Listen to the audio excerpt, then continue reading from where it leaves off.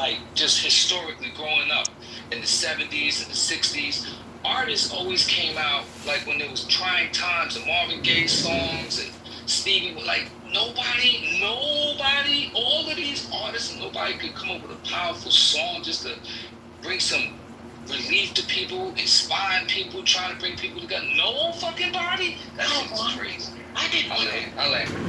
Yo, Rob, Rob, can you hear me? No. Yeah. I'm outside. My fault, brother. But yeah, listen, bro. I'm Gen Z. I just want to say, brother, this generation, or not even this generation. I just think society as we need y'all, man. Yeah.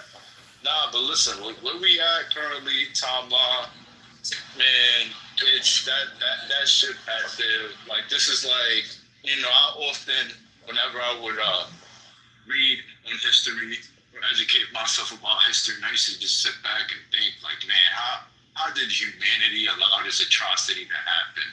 How did humanity really just sit back and watch a certain group of people get treated a certain way?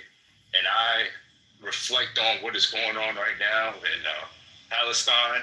It's something that I understand, that I've come to, to the conclusion that most individuals and most people are very passive and are very self-interested. And as we all should be. We should all be interested in preserving ourselves and our livelihoods and everything. But we just live in a very selfish timeline that people don't want to put their pockets at risk, whether it's DJ Khaled, as you said, and his stance on what's going on and his own personal success, or as far as, let's just say NBA players and that moment when they decided that they were going to boycott the NBA during the 2020 police brutality situations. And all it took was a phone call from Barack Obama to tell them, hey, I don't think you guys should boycott the NBA. Let's really sit back and think about it. There's better ways to do this. So I just think that in terms of change, where we are in society and humanity, not a lot is going to happen as we're seeing.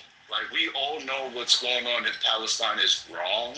We all know that there's people in our government that should be held accountable for what they're allowing to happen. But a lot of people in society don't have the backbone and the spine to do what's right. And, that's just what it is at this. Well, that's where I'm coming to, because I've protested, listen, in my personal life, I've even told an Israeli woman that came to my institution as a spokesperson to try to, educate my peers on what's going on in the Middle East right now, or what we call the Middle East. And I had to tell her off, like, listen, I don't know if you think we're educated, but this is the most informative generation that has ever walked this planet. It doesn't take much to Google and understand, what happened truly in 1948 and where this all took, what needed to take place for all of this to happen. Yeah. And she was confused. So, to answer your question, man, rappers, celebrities, they're not going to do anything about it, because we're just in the timeline where people are worried about their pockets, and being selfish is cool. Being selfish is doing the right thing. And that's just my personal opinion. Thank you so much for that, Fuck 12. I only really, get serious when I'm talking to Gen Z and others, right? Because they're the future. So, yeah, keep hope alive. A lot of hypocrites are coming out of the woodwork now. The joke was made about DJ Khaled, but where's Rihanna? She has children. So eventually in a month, she'll come out and say, oh, it's so awful what's happening to children. And some of us know that it's all hypocritical, because the industry, pays them and they dance a tune. They dance for their master, the Zionists. We know this. So keep hope alive and keep your spirit going. You're the future and you're the light. Shout out to you. Why are we acting like we give a fuck what DJ Khaled says about anything?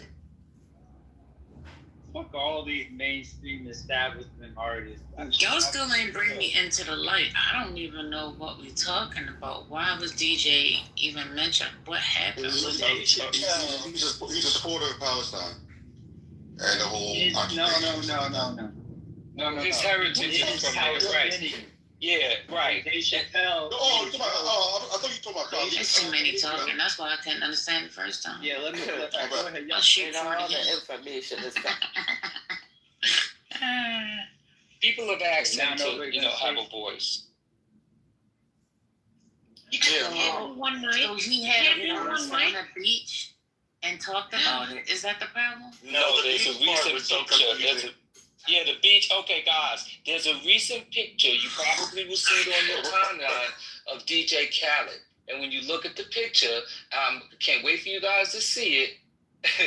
You'll see a very large. Okay, we get it. A lot of weight. Robert, wait a minute. Don't interrupt him. I need to understand. Somebody ask the question. I'm gonna answer. Robert, you gotta back it up. Dave Chappelle woke it up first by making it. No. Why is that? This is good stuff. Y'all gotta listen. This is good stuff. Listen, guys. Dave Chappelle said it first. He's like, you know what? And this is Dave Chappelle that hasn't said nothing in a minute. Came out of the woodwork, made a tweet, said, hey, where's DJ Khaled in all this? You're looking at Gaza and starving. This guy, he's been awfully quiet for being Palestinian, especially when he looks, and he's fat as hell. He's the only fat Palestinian on earth. I'll pull up the direct quote, but that's what. So let me just say this: the whole him looking like whatever on the beach it has nothing to do with the conversation. The point is, Dave Chappelle brought up the fact that he's the biggest Palestinian celebrity right now. Why is he not saying something? That's what. Yeah, he says he's the only fat Palestinian. Right. That's why. I think when you're saying that, I think that part of the context is making it confusing for the room. I'm just It shouldn't be. It's not confusing. It's not confusing. Oh my gosh, it's confusing when you're telling me that. Hold on, Robert. Hold on. Let me finish what I'm saying. The point of it is we can talk about, people should speak up, but when people aren't making large amounts of money, I think it's fair to hold them responsible, which is interesting because I have never heard anyone from the Palestinian community holding DJ Khaled responsible. So it was interesting that Dave Chappelle did. What is it that he should be held responsible for? No, Palestinians have criticized him. They have criticized. Hold on, Robert. Can you let somebody else go? Womack, go ahead, because you was gonna ask my question. Yeah, what is it that he's responsible for? He's in DJ that grew in Miami, went to New York, and has been in the hip hop industry for 20 plus fucking years. What is he supposed to be responsible for? We've never taken advice from DJ Khaled on fuck. We've never taken his financial advice. We've never taken his sports takes. Most people don't even take his musical taste seriously. Right? Because people criticize if he's actually a fucking producer or not. And half of the people don't even give a fuck for his DJing skills. So as a character who has really good friends in the industry and has made a career for himself based off of his relationships and not really the music he makes or the records he spins, why the fuck do we care now? And why do you think he should step out of pocket, out of his lane that he's been in for 20 plus years? He's never spoke on any political issues. So, what makes you think he should now? I'm gonna go because I let Womack take my turn, and just to add to that, I'll broaden it out a little bit. Where does it come from? This expectation that because people have money, right, or that because people have wealth, or that they have celebrity, that they are obligated to act in ways that other people determine are righteous or humanist or whatever. Like, where does that expectation come from? So, just to add to Womack's question. If I may, excuse me, please. Before October 2nd. Somebody else was going to go, actually. Oh, the truth. I'm going to bring the truth. Who was it that came off of the mountain? So, you want to fight genocide? point. Hold on 1 second, because I got to go to a meeting. But let me just answer a bunch of those questions really quickly. No, you tripped point too low. Okay. Got a job. I'm sorry, but the first one is I if I'm the person that's purchasing, I can make decisions about what I purchase. And so if I don't feel like you're doing enough, I can make that decision for me personally. And I think that we should all exercise that right. That if we don't like how somebody that we're supporting, including Coca-Cola or whoever else, is moving, then we should not support them. So that's why I don't F with Fat Joe, because which is going to tie back into this. Fat Joe is the one defending non-black people using the N-word because it's part of the culture. Fuck that. So that's why I don't fuck with Fat Joe. Even though I like his rapping style, whatever, I just don't. In addition to that, the same thing here. DJ Khaled did speak up about Fat Joe and said, like, we shouldn't be coming after him about using the N-word. He did speak out and say we shouldn't be coming after him about him calling, when he was in the verses, those two black women, dusty black bitches. It was Little Mo and whoever else was on there. So he did speak out about that. To him, that was a big deal. But talking about his own people is not a big deal. That just seems odd. So to me, hold on, let me land. To me, that's enough for me to at least question it. And I respect Dave Chappelle for saying something that was unpopular with a lot of people, because the numbers disagree with is it Womack? The numbers disagree with you. That nigga DJ Khaled is popular. So what is that? I never said he wasn't popular. Walmart. We're not looking for his advice. Hold on, we're looking for his advice.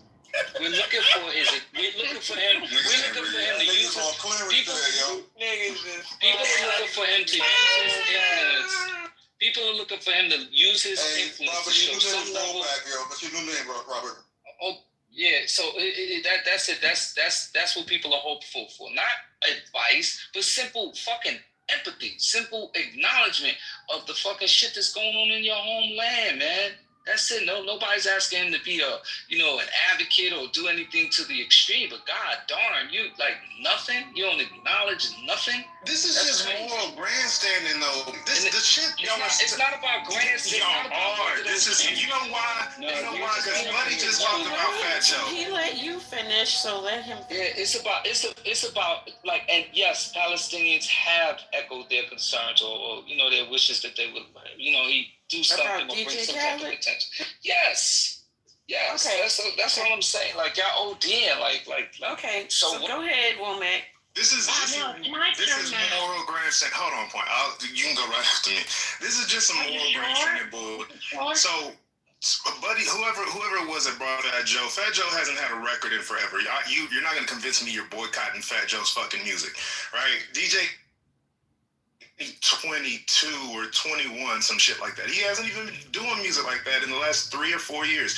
The fact that you want these people to come out of their little pockets that they've been in, sheltering themselves with their industry relationships, their wealth, and everything else that they put around them. You think they're coming out of pocket to talk on a situation that they never touched on? This situation has been going on since he's been in the industry, right? There's been issues in Gaza since he's been in the industry. He's never spoke on it, not one time.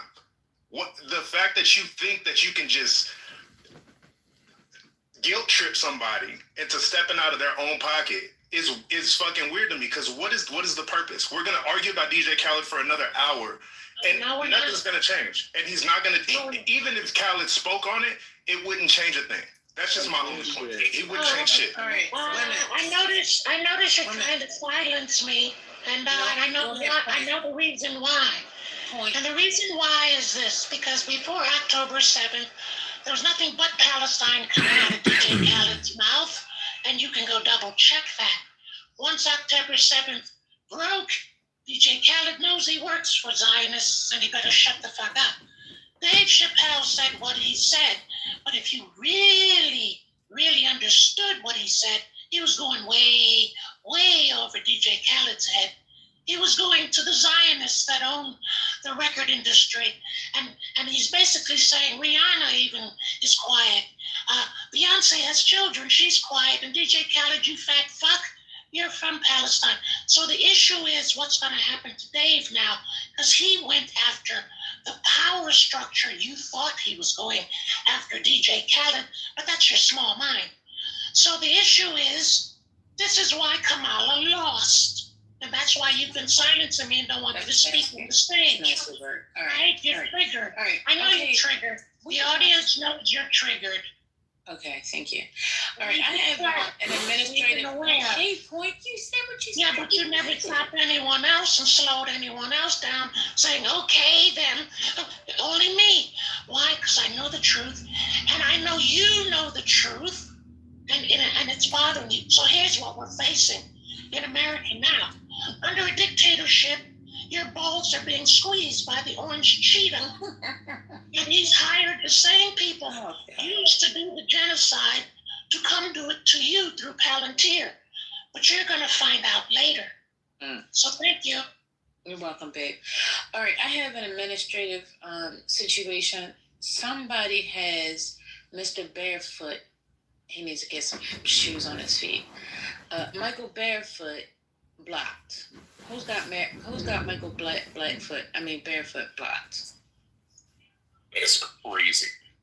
He's the least blockable person on the whole app. Exactly. I think I Shame clicked on on you. a room, my Shame. phone was wet. What's his profile?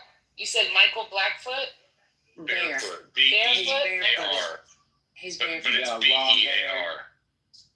Wait, Yeah, he's got- B-E-A-B? He got He's lines. the gentlest teddy bear on Clubhouse. Y'all like to I know, it's What me. is that? I'm sorry. I be having people blocked though. I did this the other day. No, but that was totally innocent. I don't know what's I think you guys got my mama blocked. Can No, y'all unblock I her, had- please? No, I literally, my phone was wet. I said that the other day. I So was your like, phone is wet and that causes you to block people is what you No, say? I don't like. Sometimes your phone does like it presses buttons when it gets really wet. There's barefoot. If you try to handle the mic, She said it was the water that got in her phone that blocked you. It was the holy water. I don't know. I'm really no, sorry. that I had sometimes I unmic with my hands wet, and then I have to try to mute up. But Yeah, so I don't know that's- about that blocking. That's crazy. Clubhouse, please remove blocking. That guy, no. Let these people deal with these crazy people. No, he's not crazy at all. Like he's. Oh, no, just, not him. I'm just saying, like, he's never said anything crazy. I just want to say I got credit again for mending the peace. Thank you. I love that. Well, there was nothing to mend, but you did get credit the other day for mending. But this was a mistake that my phone. My phone. It's fine. I take Yeah, you apologized to him, so. Sin. I told him that you said sorry. Yeah. It's fine. I take credit for it anyway. Thank you. I would stop blocking people because I want to be a part of the people that block. I want to feel special. Start with You want what? No, don't do that. That's not nice. Because when y'all say somebody blocked somebody, I never had somebody blocked, so I don't. All right. I'm Start sorry with for the A-M-T. interruption. Y'all get back to the Palestine conversation. I had to administrative. I know. I'm just saying there was somebody that probably wanted to respond. So here's my take on Khaled. I hear what people are saying. You are expecting this from him, and that's perfectly fine. However, I'm looking at it from the standpoint if I were in this person's shoes. I don't know that I would or that I wouldn't. But for me to have an expectation of someone and then shine them in a bad light, I don't think that that's good at all. And that's my point. You got it? Point? I don't know. Yeah, social capital. Hey, MJ. What's going on? Good morning. Good afternoon. Sorry. Social capital exists.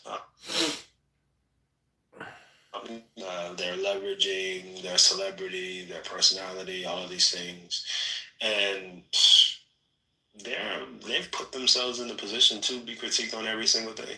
As a result, that is a part of the job that they've taken on. They know this, and we have no.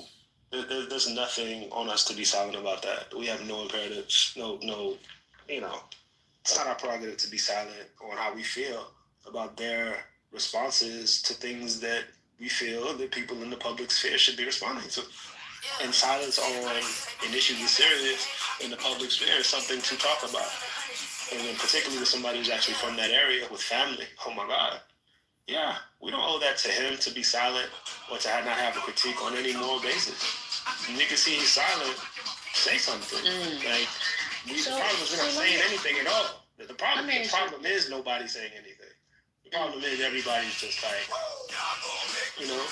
everybody hates what they see and nobody says shit. I got you.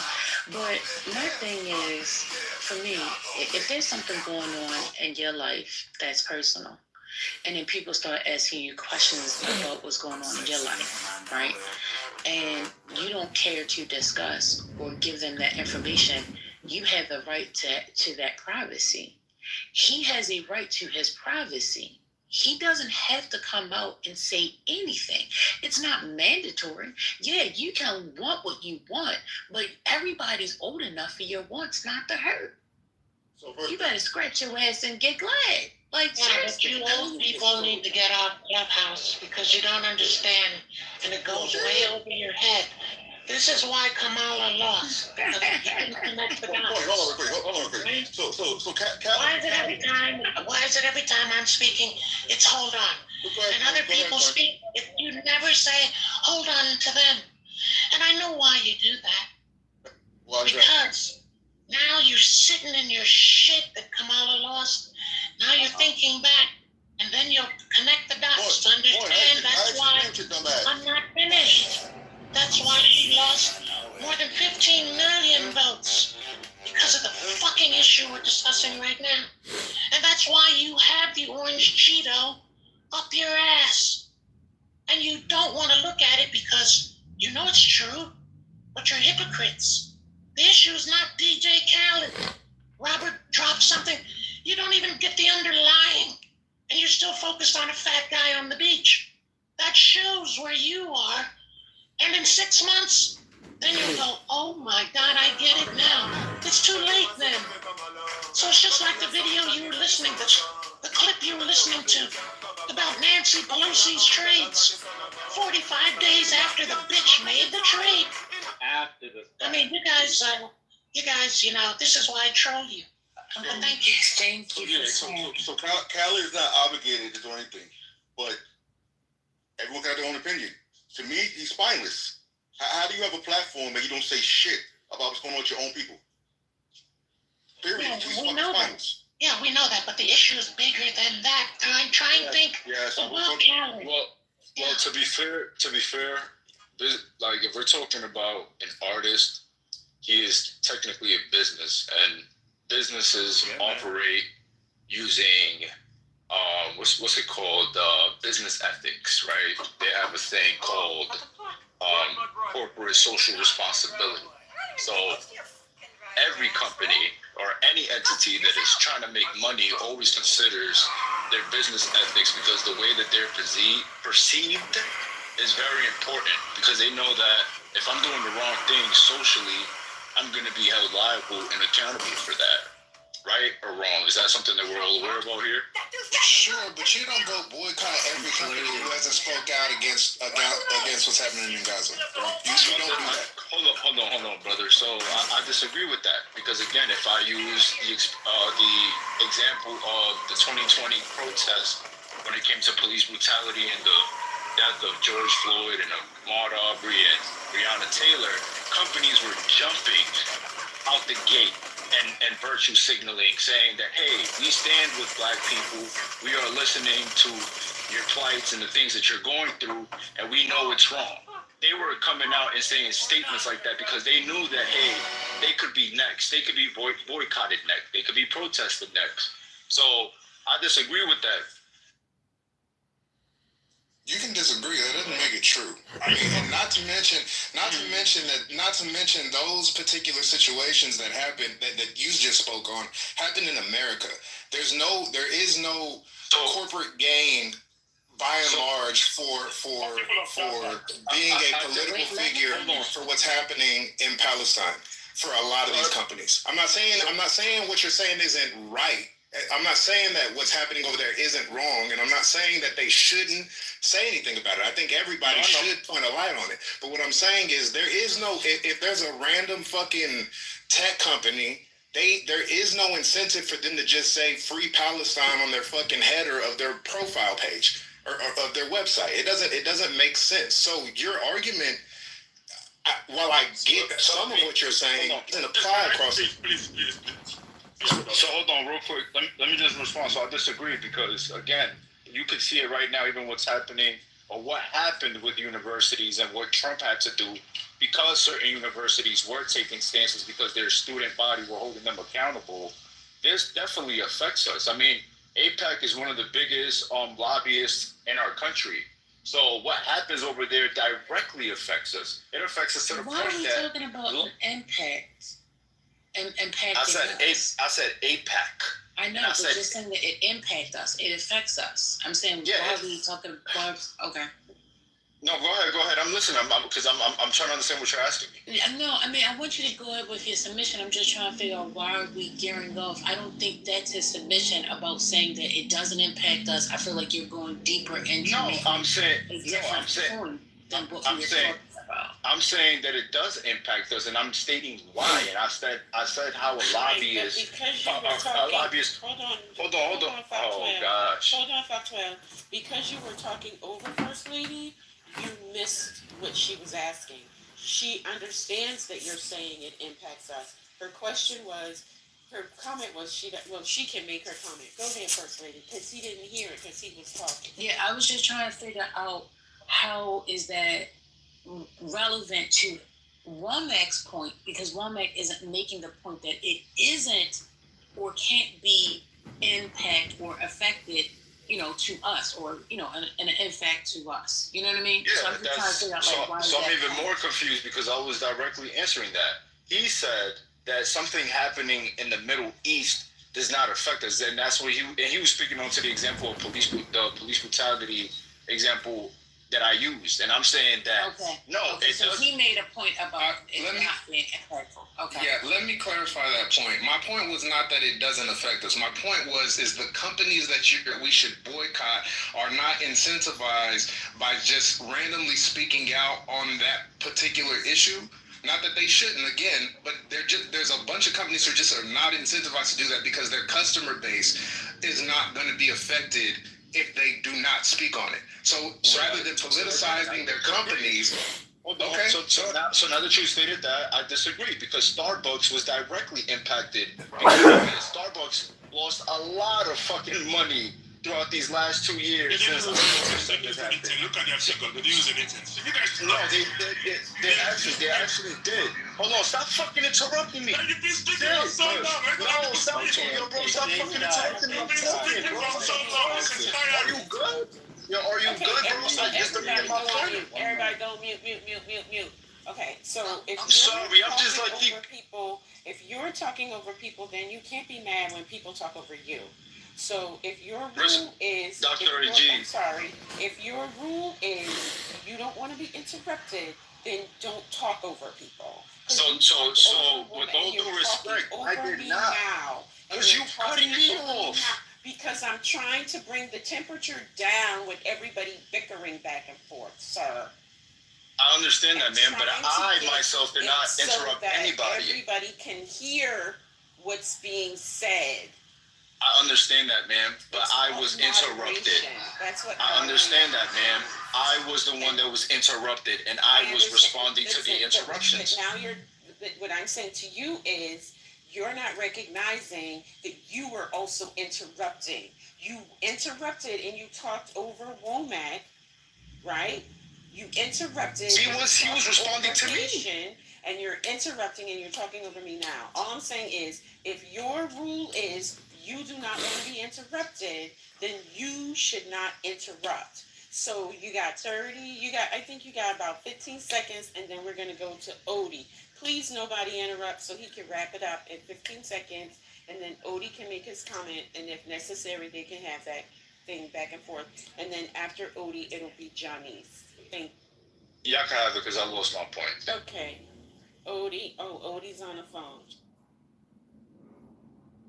Yeah, I just wanted to say that, I find it kind of problematic that we put so much pressure on celebrities or public figures to be advocates or be vocal in certain situations just because they may have some type of connection to the situation. And I'll agree, I'm biased because I worked in a space where I dealt with and managed the reputations and public profiles of people.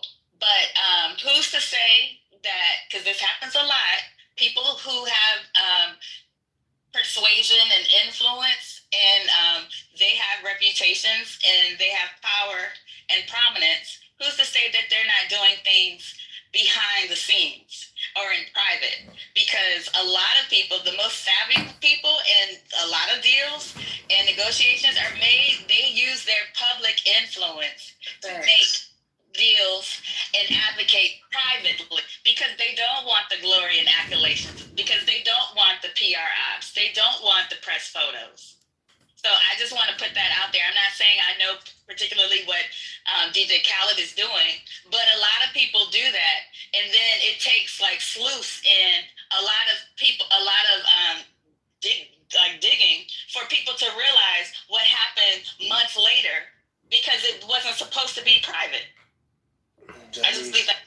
Thank you. Can I go now? I wouldn't. Oh shit. Yeah, can you let Odie go because he missed his turn? Yeah, thank you. So I find this argument. Mr. Turn is crazy. I find this argument very ridiculous. Sorry. So MJ is here. Every day I fight MJ. They cancel TPS. So let me ask you people talking about this DJ Khaled and stuff. MJ, how many rooms have you done on how Trump is canceling TPS of Haitians, Venezuelans, things that will affect? I don't see any room. I don't see any room here and Lonzo too. But you guys have this strange outrage about what DJ. You're not from Palestine. And I find it, and you guys do it a lot, you Pan-Africanists. You can never love Palestine more than DJ Khaled. Let me repeat it again. You can never, none of you on this stage would love Palestine more than DJ Khaled. You might disagree with the statistics, which you don't know, but this very idea that you know what he's doing is you can never love Palestine. You have no roots there, you have no history there, you have no family there. You guys should take it easy. You can't love his country more than him. Yeah. So this very idea that you guys you guys come and say he's not doing anything. You don't know what he's doing. Sure. You clearly don't know what he's doing. No. Can I finish, please? You guys doesn't like to be interrupted, Tom? I thought he was. No, that's somebody else. That's resistance. That wasn't from 12. Exactly. Guys, look at the stage, guys. Come on. Well, the voices all sound alike. Well, actually, it was both of us, to be Let me figure out what I'm saying. Well, now I'm talking. Because I was. Thank you. It's 2 years. It's 2 years. You guys should let it go. MJ, especially you. You should let it go. You have no power. Kamala lost. We have nobody here can do. You guys can cry all day. But commission attack. And lastly, corporations in America don't need to do anything about Palestine. I mean, it's like what's going on here? Like corporations in America, they don't need to do anything. There is no social penalty for them. There is not one social penalty for any corporation in America that does not. Your police Starbucks. You know how much Starbucks make? Someone used to drink Starbucks. Who's boycotting Starbucks? Who's boycotting McDonald's? There is no social penalty.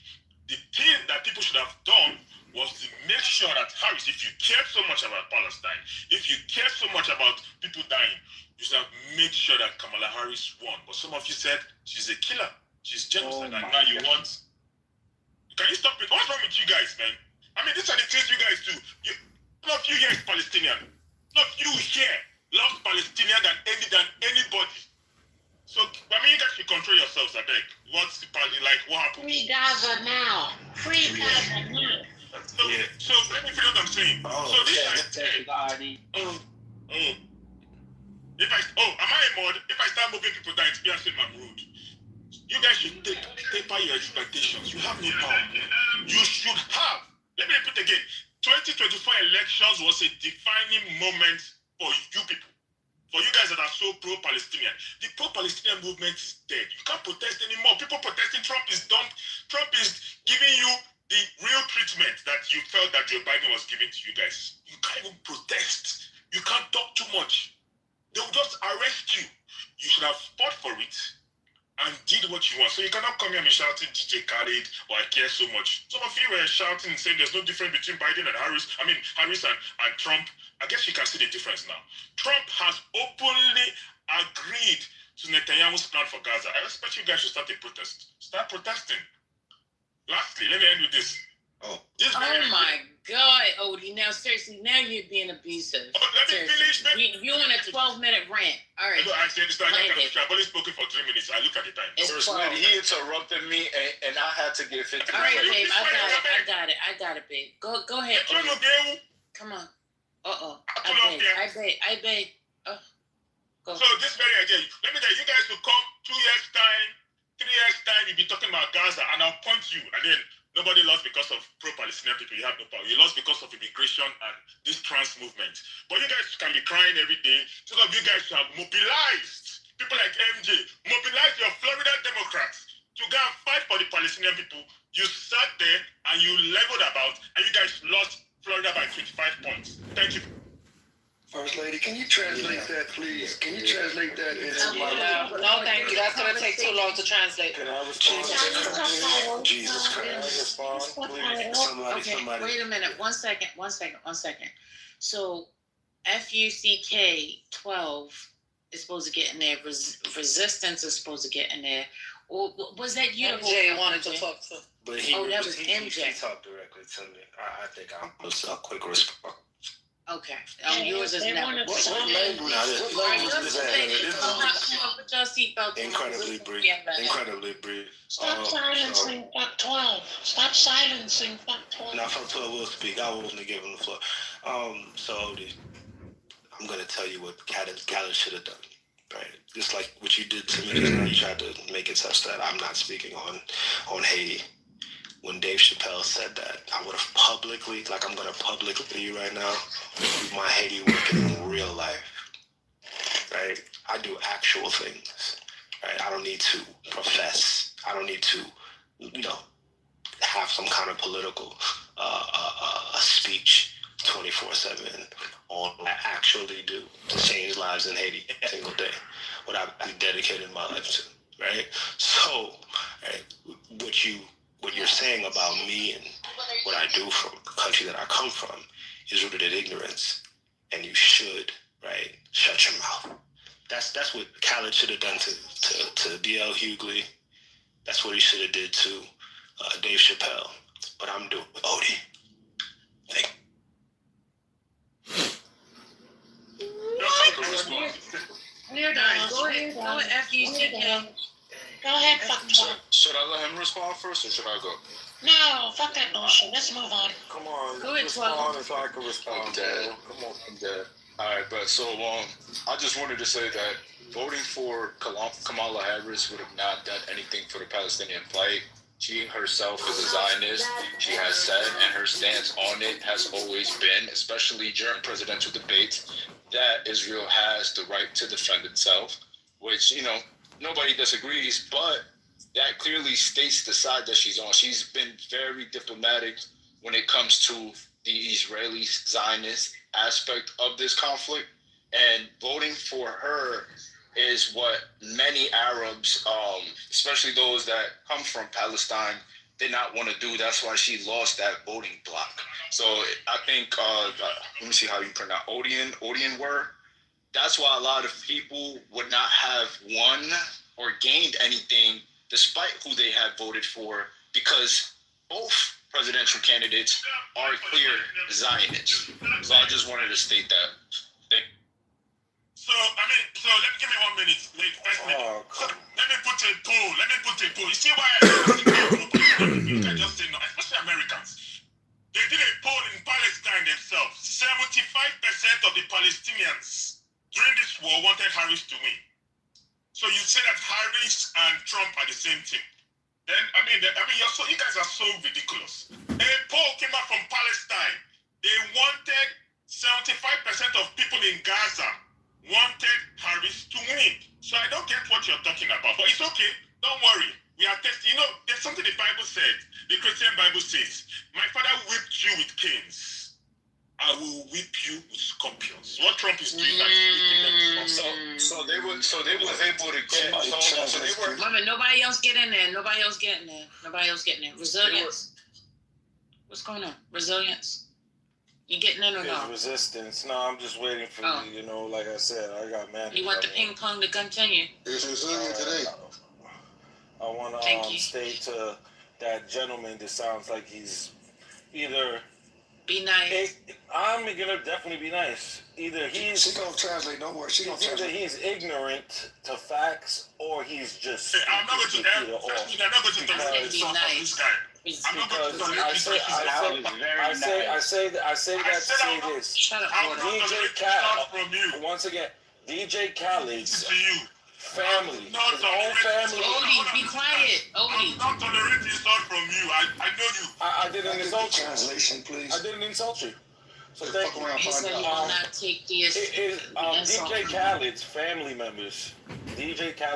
members, from Haifa and other parts of Palestine clearly stated, there's actually interviews with them that obviously you've never seen. It said that he has never been to Palestine since he left when he was a child. He does not do anything financially or does any fundraising or anything for the people within the Palestine borders. They said he's never done that. These are his family members. They do not deal with him. That's number one. Number two, there are so many American Muslims who have done more for the plight of the Palestinians than any of those Arabs have done that have come here and been westernized. So you are, once again, are ignorant to the facts or you just don't want to know. That's number one. And number two is, I believe it was just yesterday, it was about 5,000 people in front of the UN rallying for the plight of the Palestinians. So when you say the Palestinian cause here in America is dead, once again, you're either ignorant or you don't know what's going on. Everyone in the world knows that not only pro-Palestinian Muslims, but pro-Palestinian Jews, Christians, and all type of denominations want the freedom and liberation of Palestinian people. And people are not going to stop bombarding the government with the little power they do have to stop them. And number three is, yes, everyone with intelligence knows that Kamala Harris, President Trump, or anyone who was running for the presidential election, their stance was they stand with Israel no matter what. Whether it was going to be a genocide openly or where it was going to be a genocide in closed doors like the Democrats like to do. The wolf in sheep clothing. The wolf in sheep clothing. They love to give the bombs. They love to give the money. And they say they want to help the Palestinians with a two-state solution. They're liars and they're worse terrorists than the Republicans. And I'm like, whoa. All right. That boy talking. What's up, Odie? What you got to say to that, brother? Wait a minute. Put some brakes on this real quick. Because at the end of the day, Odie is saying that he loved that, whatever his name is, loves his country.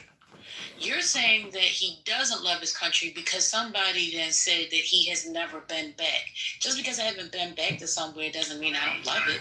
You don't know what he does in his private life. As Janice has said, you know, but his family members do.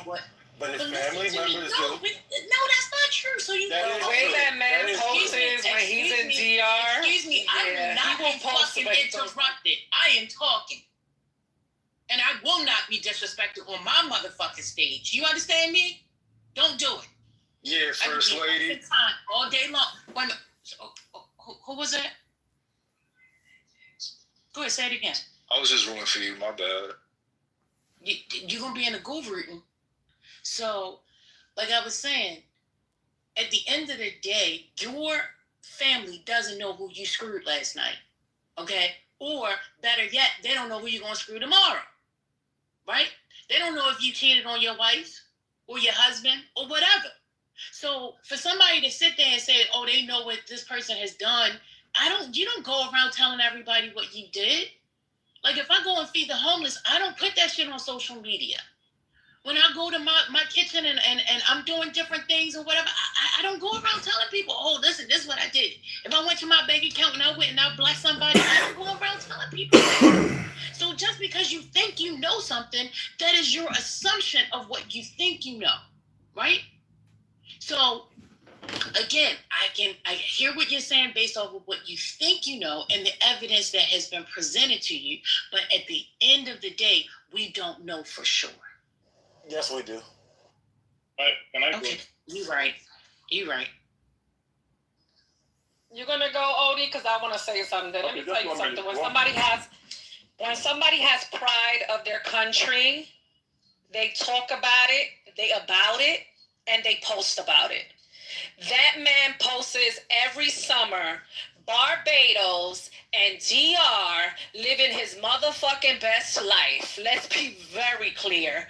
He even be trying to talk Spanish. Santo Domingo, and he be putting Dominicano soy, all that, okay? He wants to be Jamaican. Once again, when you have pride for the country you came from, you post it. He don't make a statement because guess what? Everybody above him is Jewish. He's from Israel, and he's protecting his bag. That's the truth, okay? And if he does send money, he may not send it under his name. Let's give him the benefit of the doubt that he's sending money, but he's not sending it under his name. He's sending it another way. That's the only way we wouldn't know. But for his family to say that they're not sending nothing, I'm sure he got a lot of family over there. I'm going to put the videos in the chat of his family members. And once again, I follow celebrities. I follow their Instagram. They put all their tea. If he's on the toilet, he posts. If he's on his damn treadmill working out for the rest of his life because his ass never fucking lost weight and he got all the money in the world to lose weight, he posts that shit. When he's fucking with his wife and bothering the shit out of her, he posts that. Once again, look at all the countries he goes to. It's everywhere but where he comes from. And I get it. You want to protect the bag, you protect the bag. I get it. I don't have that type of money. So maybe I'll be doing the same. But this is what it is. I understand. Not everybody is prideful. People get Americanized and forget where they came from. We hear this shit all the fucking time from all these first generation immigrants and so forth. They forgot where they came from, where their parents came from. A lot of them don't got a passport. A lot of them don't go back and visit home. And I'll leave it there. Thank you. You can go back the last 20 years of social network. You'll never see him a picture or video of him in Palestine. Never. All of that is circumstantial evidence. You have pointed out everything that could possibly point to it, but we don't know. All you know is what you think you know. That's all I'm saying. That's all I'm saying. And I'm going to stand on that. That's it. Well, I'm just saying it's not, like, at this point in time, with all the things that we know, and excuse the background noise, to be a spineless individual, regardless of your status in society, you are a disgusting human being. Like that's all I have to say. Like, regardless if you have the responsibility to do the right thing or whatever, like, having no integrity, sitting and watching people starve, regardless of war, regardless of anything, just how educated people are, and to have the level of access to wealth and resources to just not do anything, it's just some spineless shit. And people have all rights to call you out because you have more than too many opportunities to do the right thing and you choose not to. I don't think anybody should be here defending anybody at this point. Like, at this point, it's just like.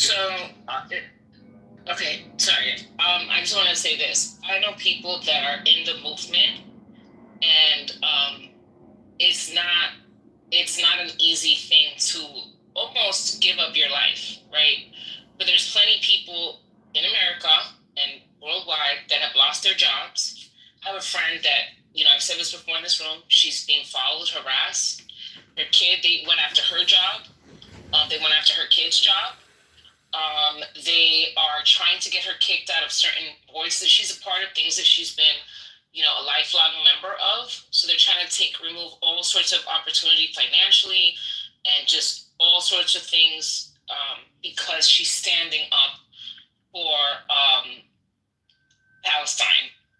And what she's standing up for is for this certain particular business that's operating in Brooklyn. She's trying to get them kicked out of this particular building that's supposed to be serving small businesses and minority businesses. And this is actually a big business that receives funding from the government. And they're being allowed to operate in this space. So she's only going after, maybe this is just a small issue in the grand scheme of things, but there are really powerful people at play that are willing that want to take everything away from her. I mean, she's been followed, she's been stalked and harassed. I mean, I think it's, me personally, I don't worship money that bad. So I would certainly, say something, but at the end of the day, this person has to protect his family. This person has to protect, the people around him. I know people that have been assaulted physically, and these are not like big people or anything. So I can just imagine what they would probably do to someone like Khaled. But I'm not condoning it because I don't like the fact that he's not saying anything. I feel like he should say something, right? Or hey, here's a link. This is an organization that I feel like is reputable and you could donate to, or something. There's other celebrities, the Hadid sisters. They've lost plenty of contracts. They've lost plenty of opportunities because of their stance. So I mean, I think that there are certain people that stand for their people, but there's just people that are not. And I just looked it up. Hold on real quick. And I just looked up. DJ Khaled has not been to the West Bank, Ramallah, where he came from as a child, since 1986. He has not stepped a foot into Palestine. 86. So I just listen. At this point, I just look at all these celebrities and wealthy people as financial slaves. Like at this point, the more money you have, the more of a slave you will be, because you do not want to lose that money. That's just a thing that I've come to recognize. But to Sin, your point, there's a quote by Benjamin Franklin. I'm not going to say it right, but he says, if you trade your liberty for security, you deserve neither and will get neither.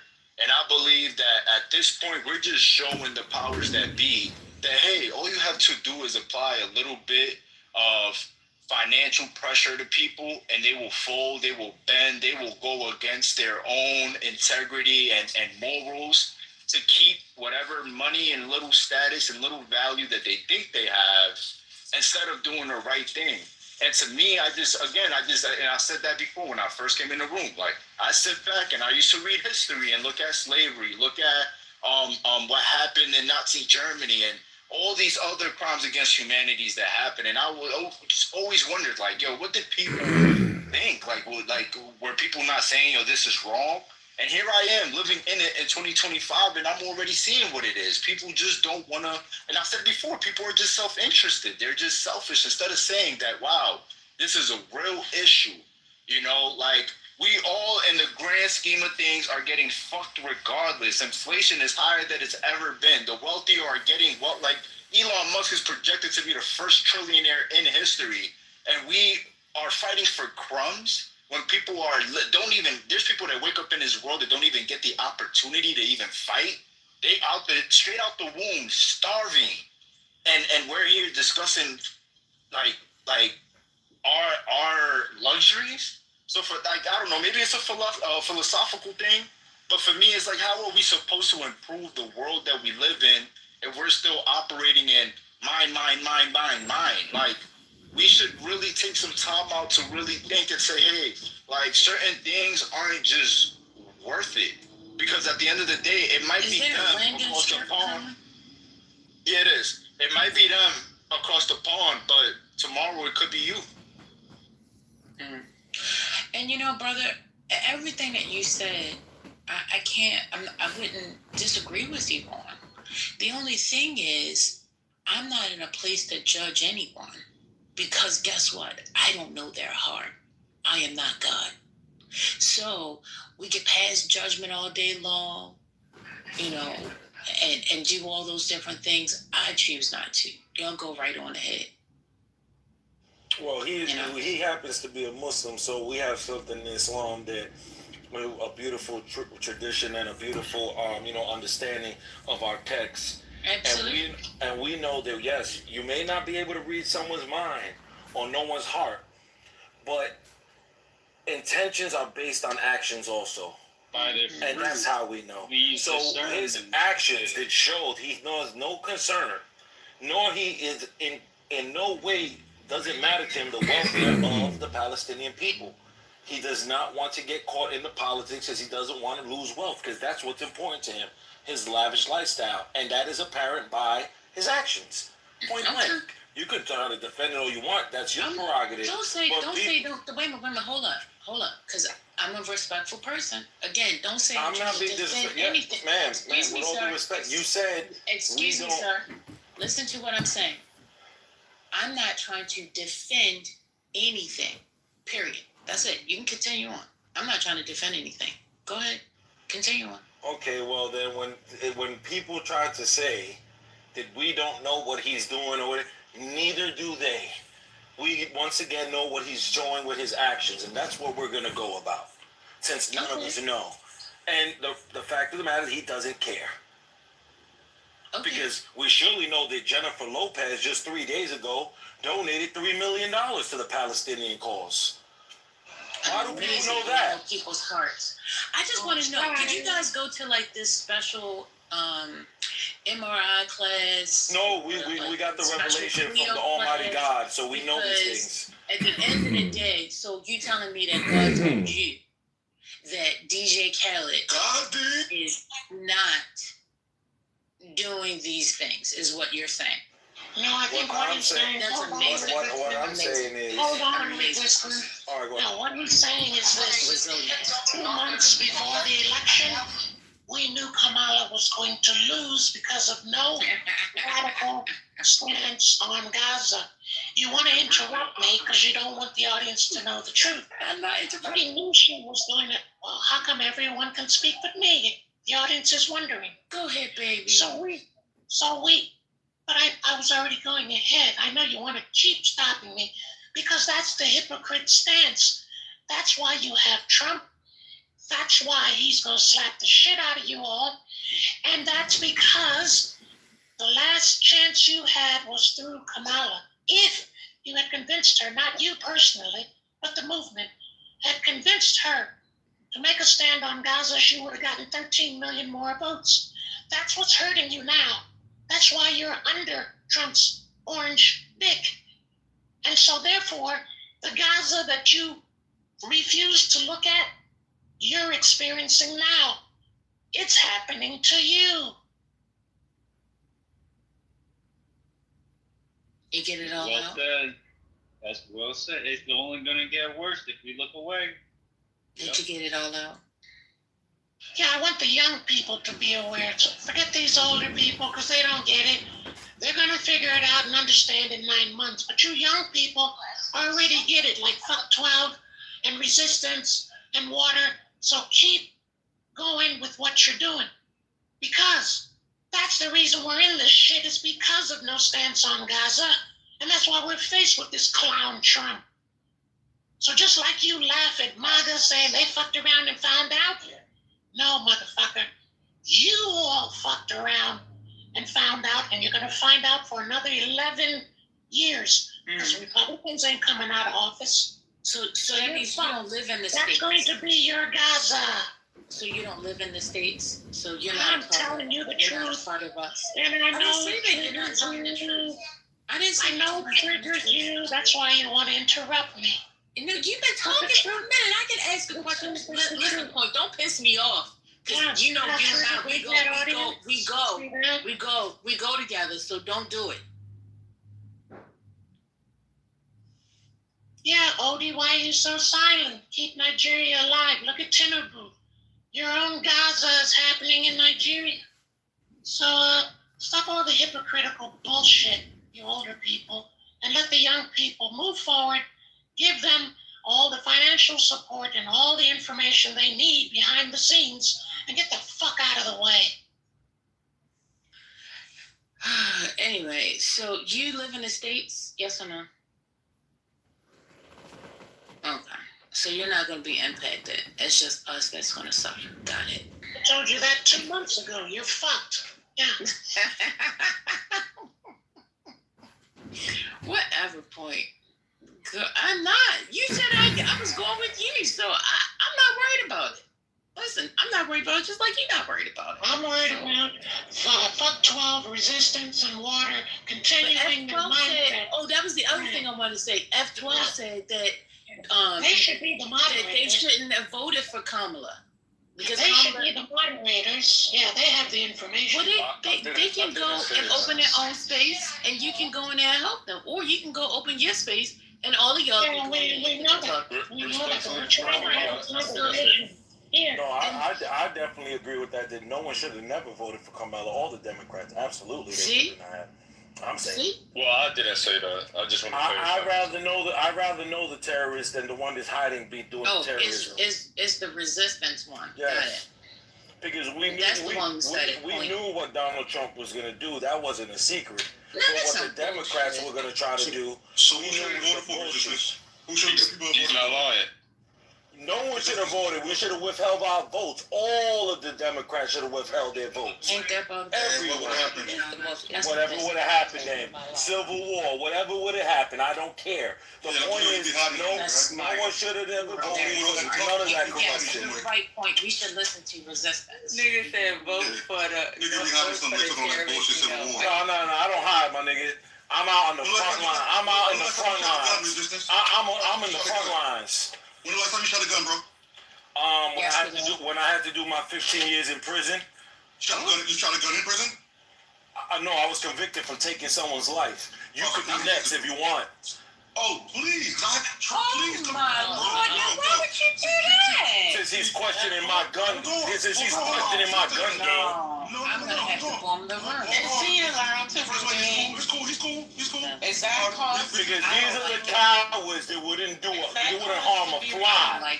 These are the cowards. These are the cowards that let his people. These are the cowards that let his people get oppressed by the white colonizers, and he wouldn't do a damn thing. Resistance. I'm a pacifist, bro. I don't believe in fighting, bro. That's because you're a coward. No, you can't be threatening people's lives. Like, what's Okay, so is that cause for him to be I didn't threaten his life. You questioned his manhood, so you got to stand on 10 with him. Thank you. See, at least someone heard exactly. So resistance. By his people. Exactly. Bro, if you shut the fuck up, I can respond to you. I'll let you speak. I'll let you threaten my life. Right? So you think you're so bad because you killed one motherfucking person. Bro, I've been to war 6 fucking times. Shut the fuck up, you pussy. You bitch, you didn't go to war. You went to countries and killed innocent people on behalf of the Americans. You fucking colonizing animal. You went to Afghanistan. You went to Iraq and killed innocent people. You didn't go to war. You were never in no fucking war. What other army did you go against, motherfucker? Stop lying to yourself. The last time America went to Afghanistan, they got their ass whipped by the Mujahideen. Went running like coward bitches. Only people y'all can kill is innocent people in Gaza and in Iraq, motherfucker. You forget Abu Ghraib, motherfucker, when y'all kidnap innocent Iraqis and torturing them? Y'all ain't never fight nobody, motherfucker. Tell a lie to yourself. Nigga, the last war America was in, which was Vietnam, a real war, they got their ass whipped also. Went running like bitches. They came back a bunch of junkies. Dude, you a fucking pussy, man. Speech impediment because of it. Pick it the fuck up. Yeah, some of you motherfuckers talk so much shit and have no fucking clue. You can't even talk. It's funny. And Water, shut your fucking mouth. Now, I move both of y'all to the audience. Because you killed one person, you think you're big and bad, and it'll probably do some pussy shit anyway. Y'all know this shit is recorded on YouTube, right? I mean, that's crazy. I mean, threatening somebody's life is insane. I'm not worried about no fucking shit like that. It's not about that. I'm just saying. No, I'm just letting y'all know, be aware since you guys talking. Y'all don't know when that shit is on YouTube, but it's live right now on YouTube. To say that kind of stuff out loud when it wasn't even warranted. You were just asking him about the last time he shot a gun. And then it just escalated somewhere. I don't know about that resistance. This is why I said I'll not tolerate. And the following question was because he said a civil war. Like he's down to go to war. But this is resistance for you. This is how he behaves. Just I don't tolerate any nonsense. He says the damnest of things, but it's okay. I just want to quickly point out that this same guy said there were 5,000 people protesting at the UN. I worked in the UN. I see I have colleagues in the UN. Nobody protested at the UN yesterday. Again, you can. I mean, like, let's just stop this. I know that people are feeling bad. They did it virtually. They did it virtually. They did it virtually. Oh, virtually. Oh, via Zoom. Okay, I'm sorry. I didn't know that. Yes, it was a Zoom. No, I think excuse me. I think his anger is perpetuated by the following. You have a country now where masked men are pulling up and abducting people. So I don't know what rules you're working with, not you people in the room, I'm just saying the country. And so his statement, although scathing, that I do know how to use a gun, blah, blah, blah, I think you need to pay attention. The recent mass shooting in Manhattan, the reason the guy could double park his BMW, get out with a rifle, dressed the way he was, and no one said anything is because they thought he was ICE. And that's the truth that won't come out in the media for you. But those are some of the truths that some of us know behind the scenes. And some of you on Clubhouse, we now know clearly. You don't even know what's fucking going on. You're hypocrites. Because if you knew what was going on, you would have known Kamala was losing 2 months before the election because of gossip. That's why his passion is the way it is. But you fucked around and found out. And so now you're on Clubhouse running rooms complaining about, oh, did you see what Trump did? Oh my God. Oh my, that's his point. How is that passion when motherfuckers tell people not to vote? How is that passion when motherfuckers probably can't even vote? No. How is that passion when motherfuckers first came out of prison after 15 fucking years getting fucked in the ass? So is it hard to empathize that people are just tired of voting and seeing that specific political party that has a whole bunch of promises where even the presidential candidate could come up and say, if you don't vote for me, you're not black.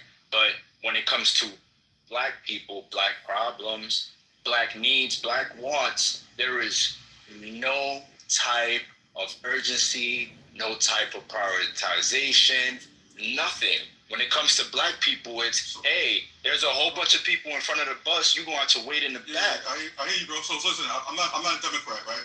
But at the end of the day, neither am I, brother. I don't agree with a lot of shit they do. But at the end of the day, when you only have one other fucking option, who are you gonna go with? Period. Look what the fuck is going on right now with Trump.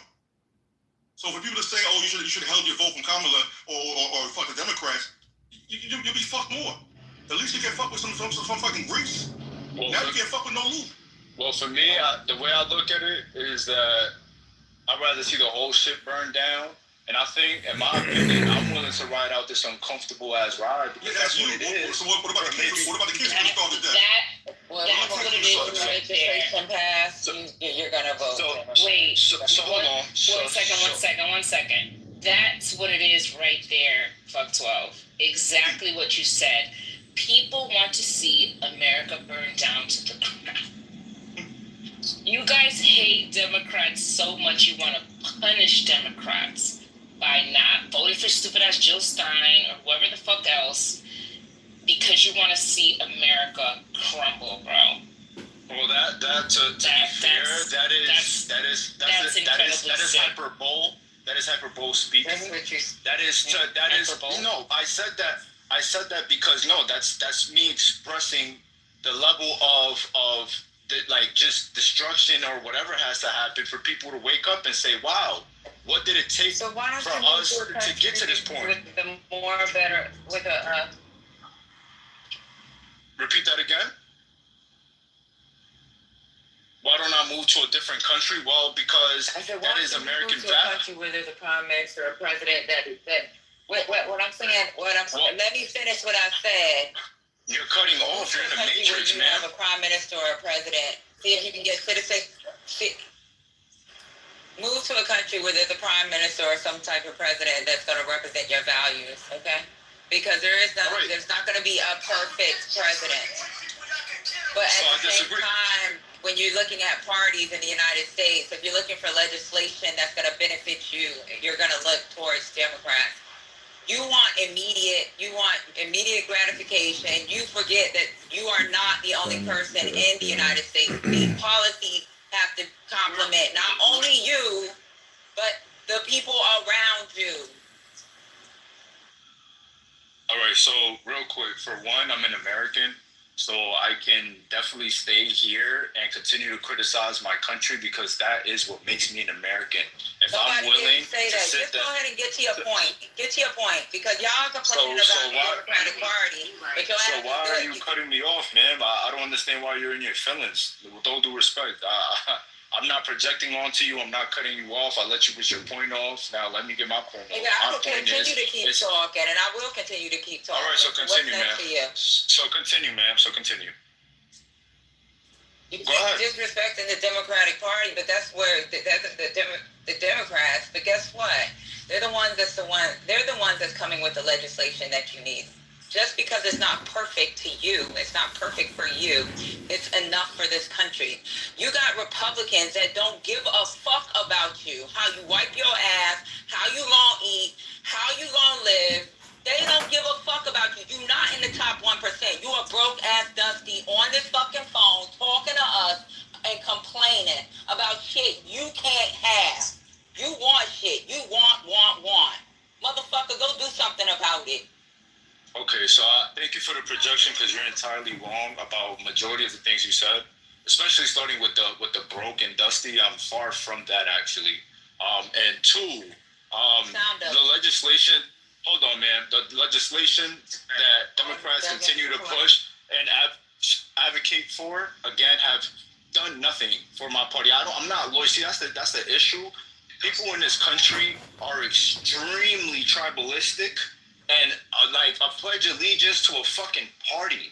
It's a two-system party for a reason. And one of those parties, especially the Democrats, were extremely racist not so long ago. Ask your great-great-grandmother about that. So at the end of the day, because I choose to say that I don't want to participate in the bullshit and continue to get breadcrumbs when I know what's really going on.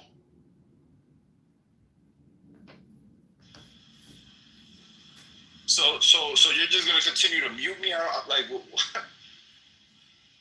can I speak or what's going on? No, they're triggered by the truth. So let it go. It's just a club. I don't understand. How are you gonna continue to project and like not want to get corrected? You sound ignorant. No, you're projecting. You sound projecting dumb. You have about the nerve things. to bring up. All right, you sound like you're in your feelings. You sound like you on your feelings, man. What did Lyndon B. Johnson say after he signed the Civil Rights Act? Ma'am, you sound like you on your feelings, ma'am. You actually don't know shit about. You don't know what the fuck you're talking about. You're in your feelings, and it's all right. It's all right. It's all right. You are in your feelings, man. The new deal, the fucking Civil Rights Act. So much shit has happened in between with those parties that their ideology changed. You're stupid. So what has the Democrats brought for you? Let me know what they have done for you. What they have done to bring black people out of poverty. Let me know. But if you don't vote for me, if you don't vote for me, you're not black. Other than that. And then when he did become president, he wrote executive orders for Pacific Islanders, right? For shit that they went through for 2 years. Pacific Islander. There's no. Yes, he did in 2020 because of the pandemic. Joe Biden was a fucking executive. It was for Asians. It was for Asians. It was for Asians and Pacific Islanders. No, you can't do any type. Do you want me? Yo, are you ignorant? You don't know what the fuck you're talking about. So you are a Dusty because you don't read. Oh my goodness! All right, hold on. Let me pull it up. You can pull it up. I know what the fuck you're talking about. Pull it up and read it verbatim. Pacific Islanders. Read it verbatim so we can understand its comprehension. Read it verbatim. President Biden's Executive Order 14031 established a federal integrity working group as part of the White House Initiative on Asian American, Native Hawaiians, and Pacific Islanders. That's just one thing, again, to what's the word I want to use? To cater to Can a you certain read it and community. not Meanwhile, the community. Can you read it and not editorialize? Okay, let me find an actual. His fingers gonna get tired. So hold on right here.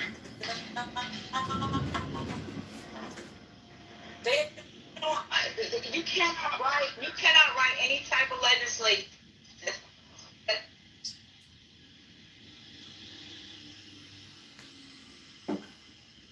All right, so here we go. Executive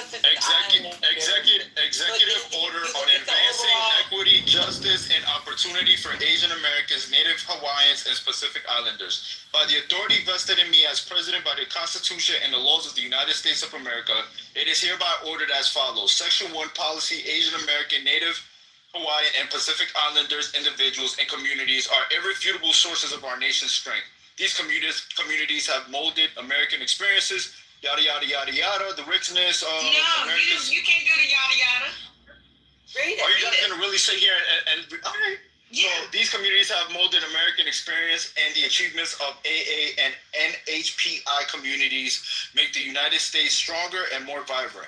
The richness of America's multicultural democracy is strengthened by the diversities of AA and NHPI communities and the many cultures and languages of Asian Americans and NHPI individuals in the United States. Asian Americans, Native Hawaiian, and Pacific Islander communities together constitute the fastest growing ethnic group in the United States and make rich contributions to our society, our economy, and our culture. Yet, for so long, systematic barriers, right? Forget about black people. Systematic barriers to equity, justice, and opportunity put the American dream out of reach of many Asian Americans and NHPI communities. Many Asian Americans and NHPI individuals face persistent disparities in socioeconomic health and educational outcomes. Linguistic isolation and lack of access to language assistance services continue to lock many Asian Americans individuals out of opportunity. Too often, federal data collection practices fail to measure, reflect, and desegregate the diversity of Asian Americans. These practices contribute to often painful and enduring stereotypes about Asian Americans as a model minority and obscure disparities within Asian Americans. So now I'm going to fast forward to this bill that, again, President Advisory Commission of Asian Americans. There is established in the Department of Health and Human Services the President's Advisory Commission on Asian Americans. The commission shall be led by 2 chairs. The development, monitoring, yada, yada, yada. This, I don't want to read this whole thing. I just need to get to. All right, so here we go. The initiative shall advance these efforts, identify and eliminate any existing institutional policies or barriers within federal programs, improve safety, access to justice, and violence prevention for Asian Americans, including by preventing, reporting, addressing, and better tracking acts of hate and bias, promote inclusion and belonging for Asian Americans, including by expanding public education and knowledge of Asian Americans. Wow, that sounds like when black people asked for the same thing, critical race theory, it was a big issue, but for Asian Americans, guess what? It's okay. Yes, expand the collection and use. So sad. My comprehension is He's a commission. He did an EO for a commission, for a study, because it didn't let out of the data. That was for legislation. That was a separate article. You just read it. I interpreted what you just read. No, that was a separate article. I changed the article. Commission. Okay, all right. I don't know what's going on here. You can't write legislation for a specific race. When he did that executive order was putting together a group, right? It was a group to study what the fuck was going on in that community. That's it. It was a group. They have a bunch of groups for each of these communities. We have one for our community. What's going on here? This shit is about civil rights and anti-hate. That's it. And if you actually look at the legislation that they did pass, that they used the word Asian in, it addressed everyone. It wasn't just for them. So anti-hate is not something that doesn't affect black communities. Use another nigga on the app. That's all you are. I don't want to be the nigga on that. That's a problem. You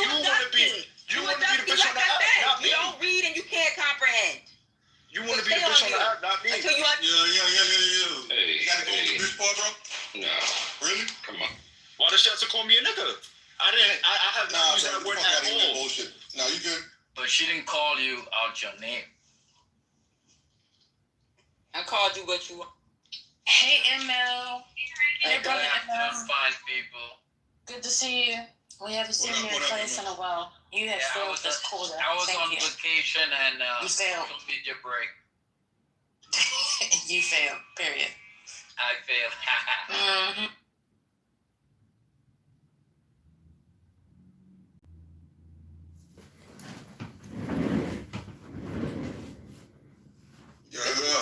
This is really weird. People don't even understand. Like, people come up with this rich guy that just came off the fucking stage that you put in the go. This rich guy that's so well read doesn't understand fucking simple fucking legislation or executive orders or what the executive order was for. Something's wrong.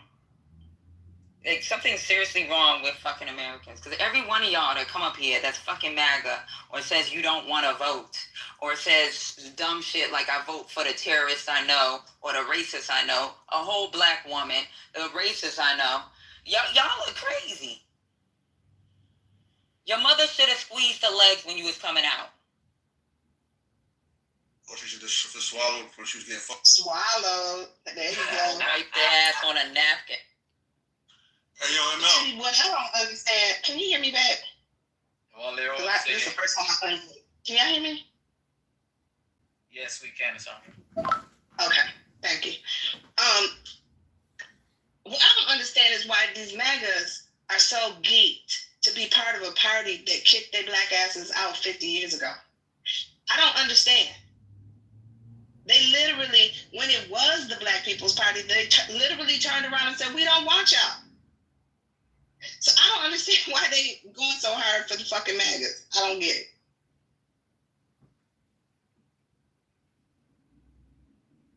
That's something we'll never get.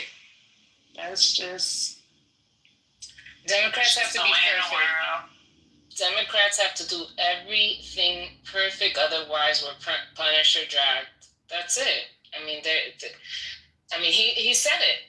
It's like, if he doesn't get every single thing that he wants, then fuck us, we ain't shit. That's basically what he said. He wants 10 things, we gotta give him the 10 things. If we give him 8, he's would rather just vote for anarchy.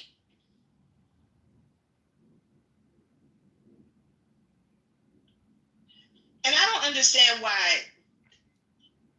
I get the Palestinian thing, the Gaza thing, but why they don't understand that Kamala could not. She was under strict orders of what she could say and what she could not say. She was still the vice president of the United States.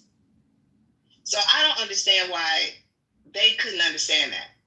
Trump could say anything he wanted because he wasn't president. He wasn't vice president. He was just somebody running for office. So he could say whatever the fuck he wants, and then everything that he promised, you see what happened. We ain't getting shit. What? No, $5 trillion added to the deficit. That's exactly the case. I learned that as a DNC member. When the president is a Democrat, the president runs the party, so everything is done from the president. You can't move without the president saying so. So yeah, exactly like you said, she could only do so much.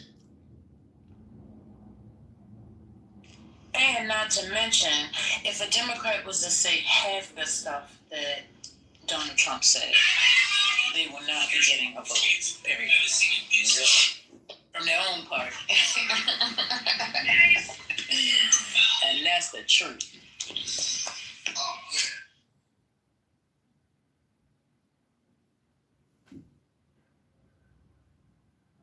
Did y'all see what he posted in the chat? The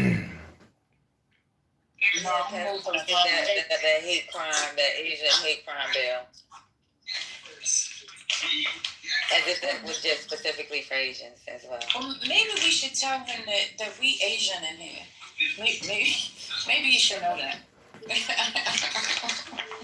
But I still can't believe that people are still talking about the Asian crime bill. Because they don't understand it.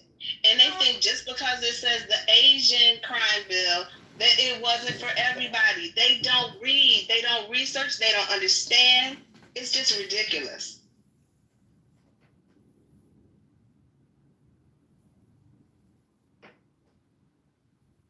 Well, what happens is they allow someone to tell them what they need to know versus going and doing their own research. It's a difference. You know what I mean? But lady, we have for years told people the truth.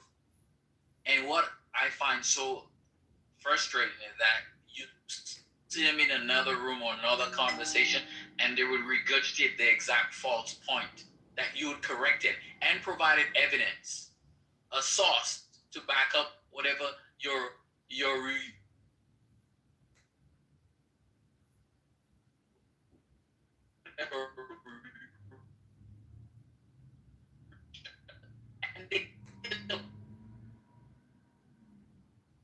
and they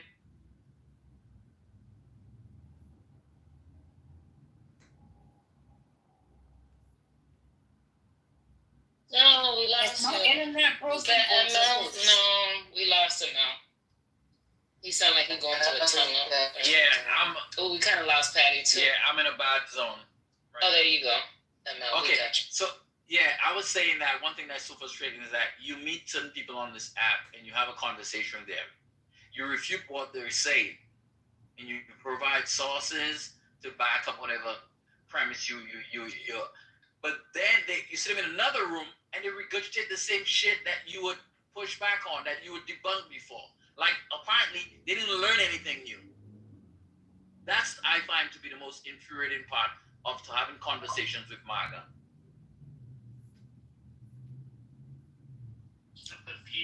I think that's because you assume that they want to learn.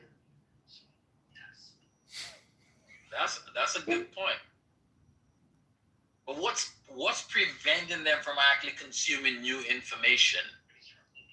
They don't want new information. That's how demagoguery and ideologues work. It doesn't matter. Doesn't matter what you say. Doesn't matter how much proof you have. It was just like we were listening to something. I don't know if it was last night or this morning. And the guy said to the woman, he's like, I'm going to give you this data and these facts. And she said, I won't believe you. Wow. What do you do with that? Wow. What do you do with that? There are some of these people for whom spreading the idea is more important than understanding the implications of the idea or gaining information that may shift them off of the idea. You just have some ideologues. They stuck for whatever. And I just want to say this because I have a client that I just spoke to who screwed herself by asking ChatGPT for advice. I'm like, no, for legal advice. Now I have to clean it all up, and it's gonna take me a lot longer. Like, it's so hard to fucking undo a mess, right? I think a lot of people are relying on ChatGPT as accurate, and it's it's not accurate all the time. And please don't use it for legal advice. Oh my God, so annoyed. And that's wild. Yeah, the AIs hallucinate. It's a common occurrence, and yeah, people should know that. And yeah, exactly. Don't take advice. But ChatGPT told me I should spend more time on Clubhouse, so that's why I'm here. I'm just kidding. But you guys saw this week there's a judge who censured a lawyer for using ChatGPT and submitting a docket with case law that doesn't exist or a precedent that doesn't exist. Yeah, that's happened. Made that shit up. That's happened multiple times. Our lawyers have used ChatGPT and it cites case law that doesn't exist. It happened to one of Trump's lawyers.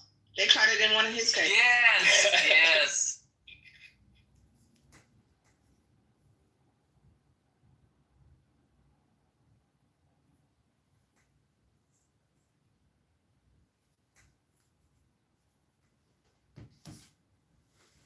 it's the same thing. It's the same thing as like Wikipedia. Like you use that as a jumping off point for research. You don't use it as the end. Yeah, especially like Exactly. people on Clubhouse. People on Clubhouse provide a source, and it's Wikipedia.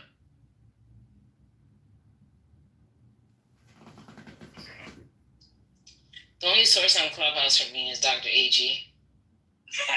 I'll say, Dr. AG said. And you are a wise woman saying. That she's an encyclopedia. And dictionary. And now I'm an archive. That. It just keeps growing. Hey, Quinn, what you doing, Quinn?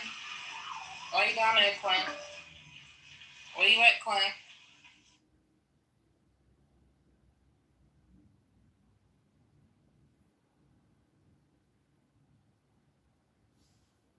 It's really funny. Easy, and you know it's real sad because it's usually males.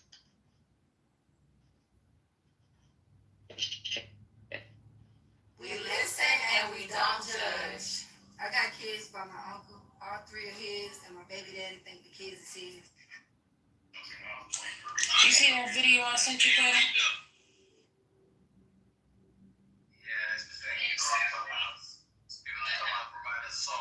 It was hours enough.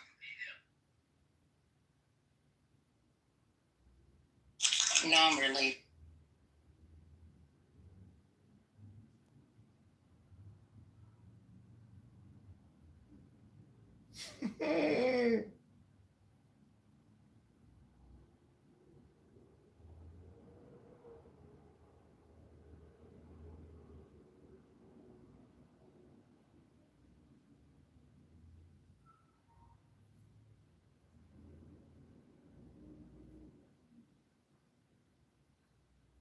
Research, you don't use it as the end.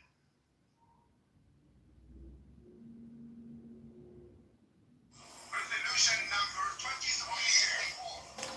So like, the status quo is not sufficient. Through, the sword, that people to encourage people to follow that. Like, that's not what we're seeing in these, entities and others of the world. Yes, what I was referring to is people who I know. Who I know.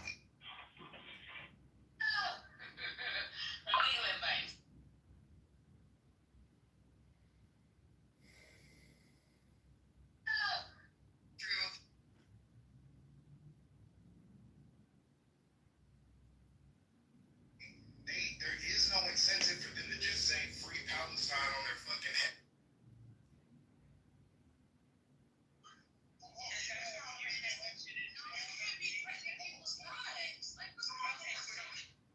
What she's standing up for is for speed. Now that they're getting rid of that.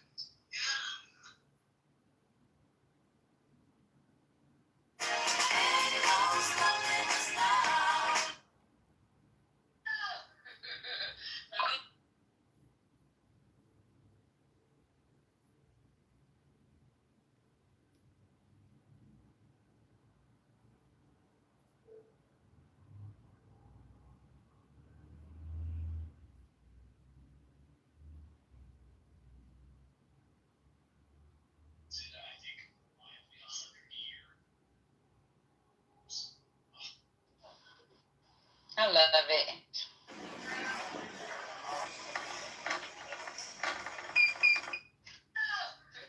Thank you, sis.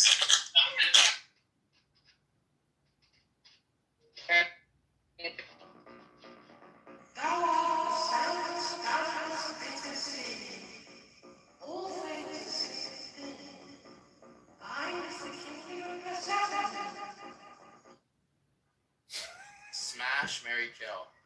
How much do you guys pay for it in Chicago? We don't actually rent it, we own it. With the HOA, we pay around $2,700. Can I cover you guys' apartment? Oh, yeah, absolutely. Welcome to my vintage apartment built in 1920 by a female architect, Emma Kennett. This is my hallway. This is my entryway. I wanted to always to be like cozy and warm, so I have this bench, like decorative coffee books. That's a vintage art that I got from a vintage store. Beautiful art piece that represents my country. Welcome to the living room where me and my fiance and my little dog hang out a lot.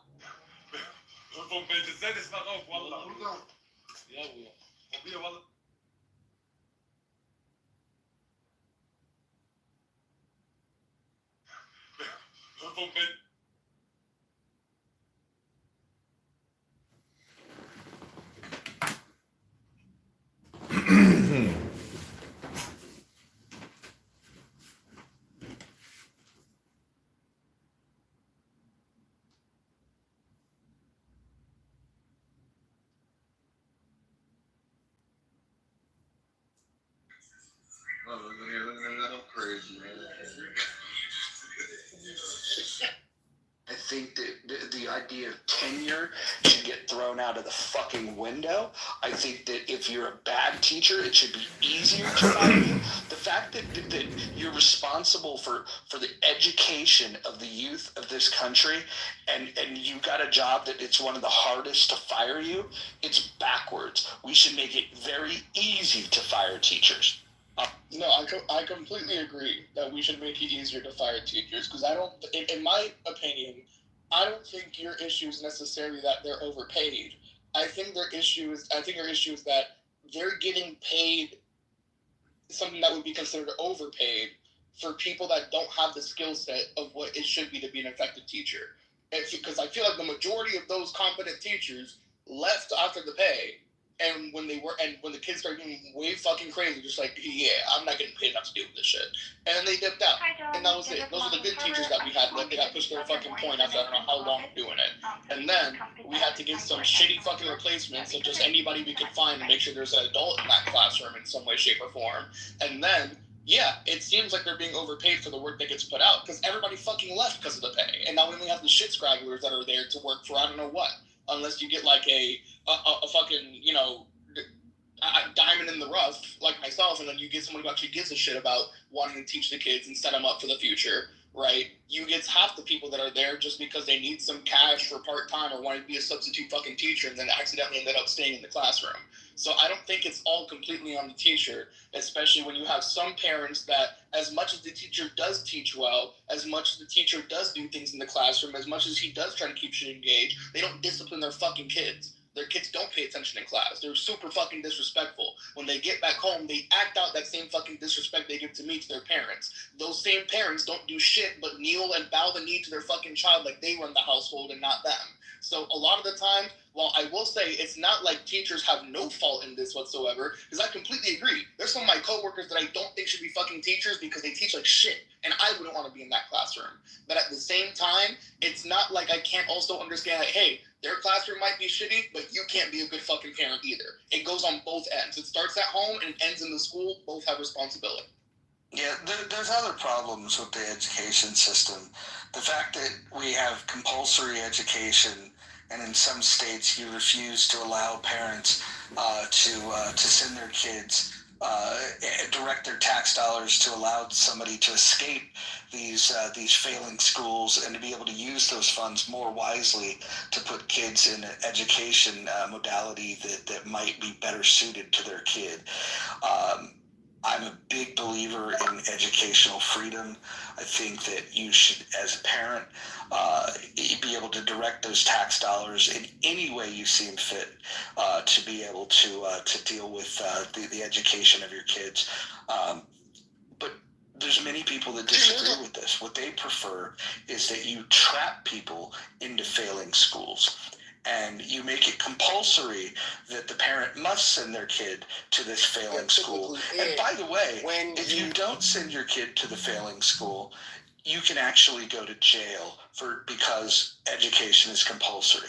And so this is the craziness that we have in this country, where we understand that the importance of education is going to impact our future. Yet we allow our system to be erected in such a way that we almost guarantee that the system is going to fail. The higher education works really, really well. I think we still do a good job of educating people. But when the federal government got involved in that, the cost went up. You started paying for backing the loans. And when the government backs the loans for higher education, the lenders can give the money to anybody, doesn't matter what their credit risk is. And if the person defaults on that loan, it doesn't matter, the lender's going to get it because the taxpayers are going to foot the bill. I think the entire education system, K through 12, as well as the university level, is broken fundamentally, and we need to fix it. But there's people that don't even want to have that conversation because they're too fixated on the idea of guaranteeing people. Mozo, would you say you're like laissez-faire capitalist, or what? Like, I guess what's your kind of compass?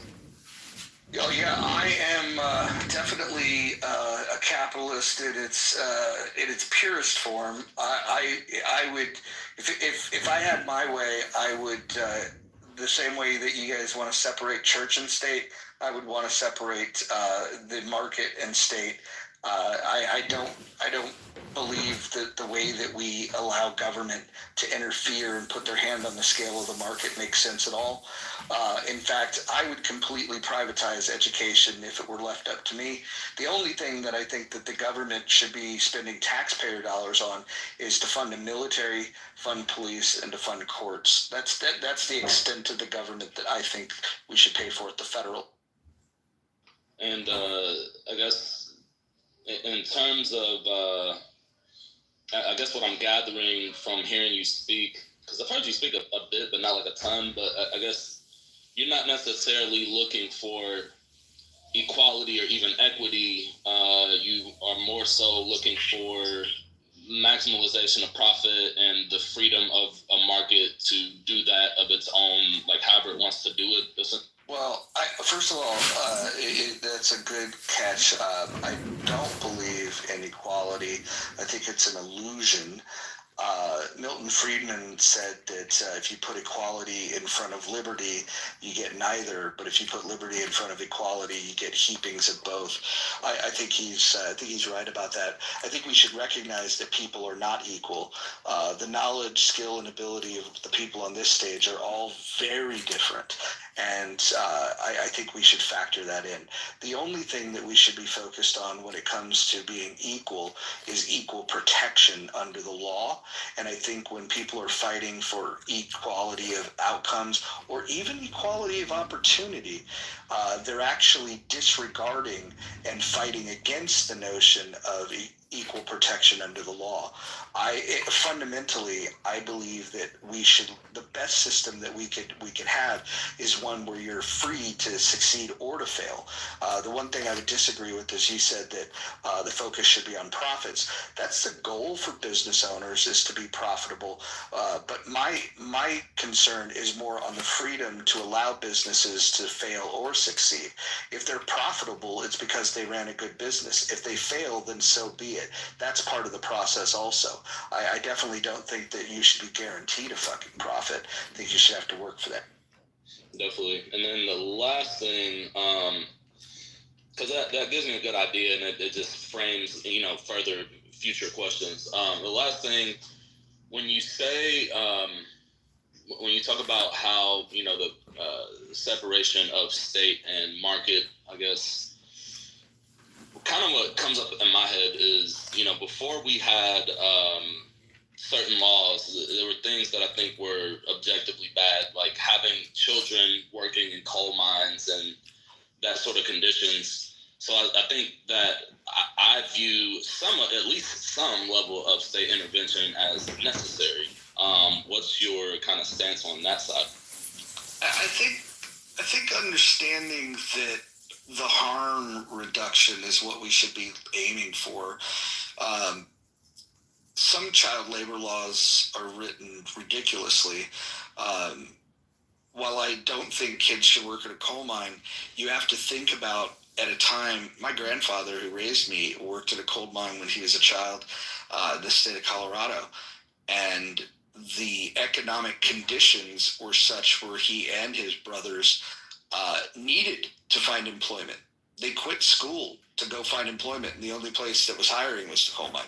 And so when the alternative is that you starve or the kids go find a way to make money, I would love to see a world in which kids don't have to do that.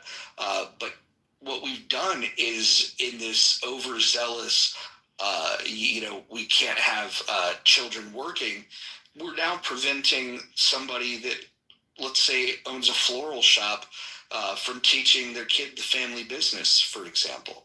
And I don't think that there's a harm in letting a child learn how to trim flowers, for example.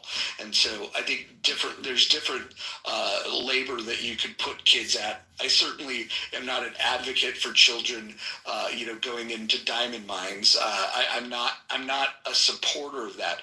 But I also think that blaming the state for the lack of regulation is not really addressing the problem in the first place.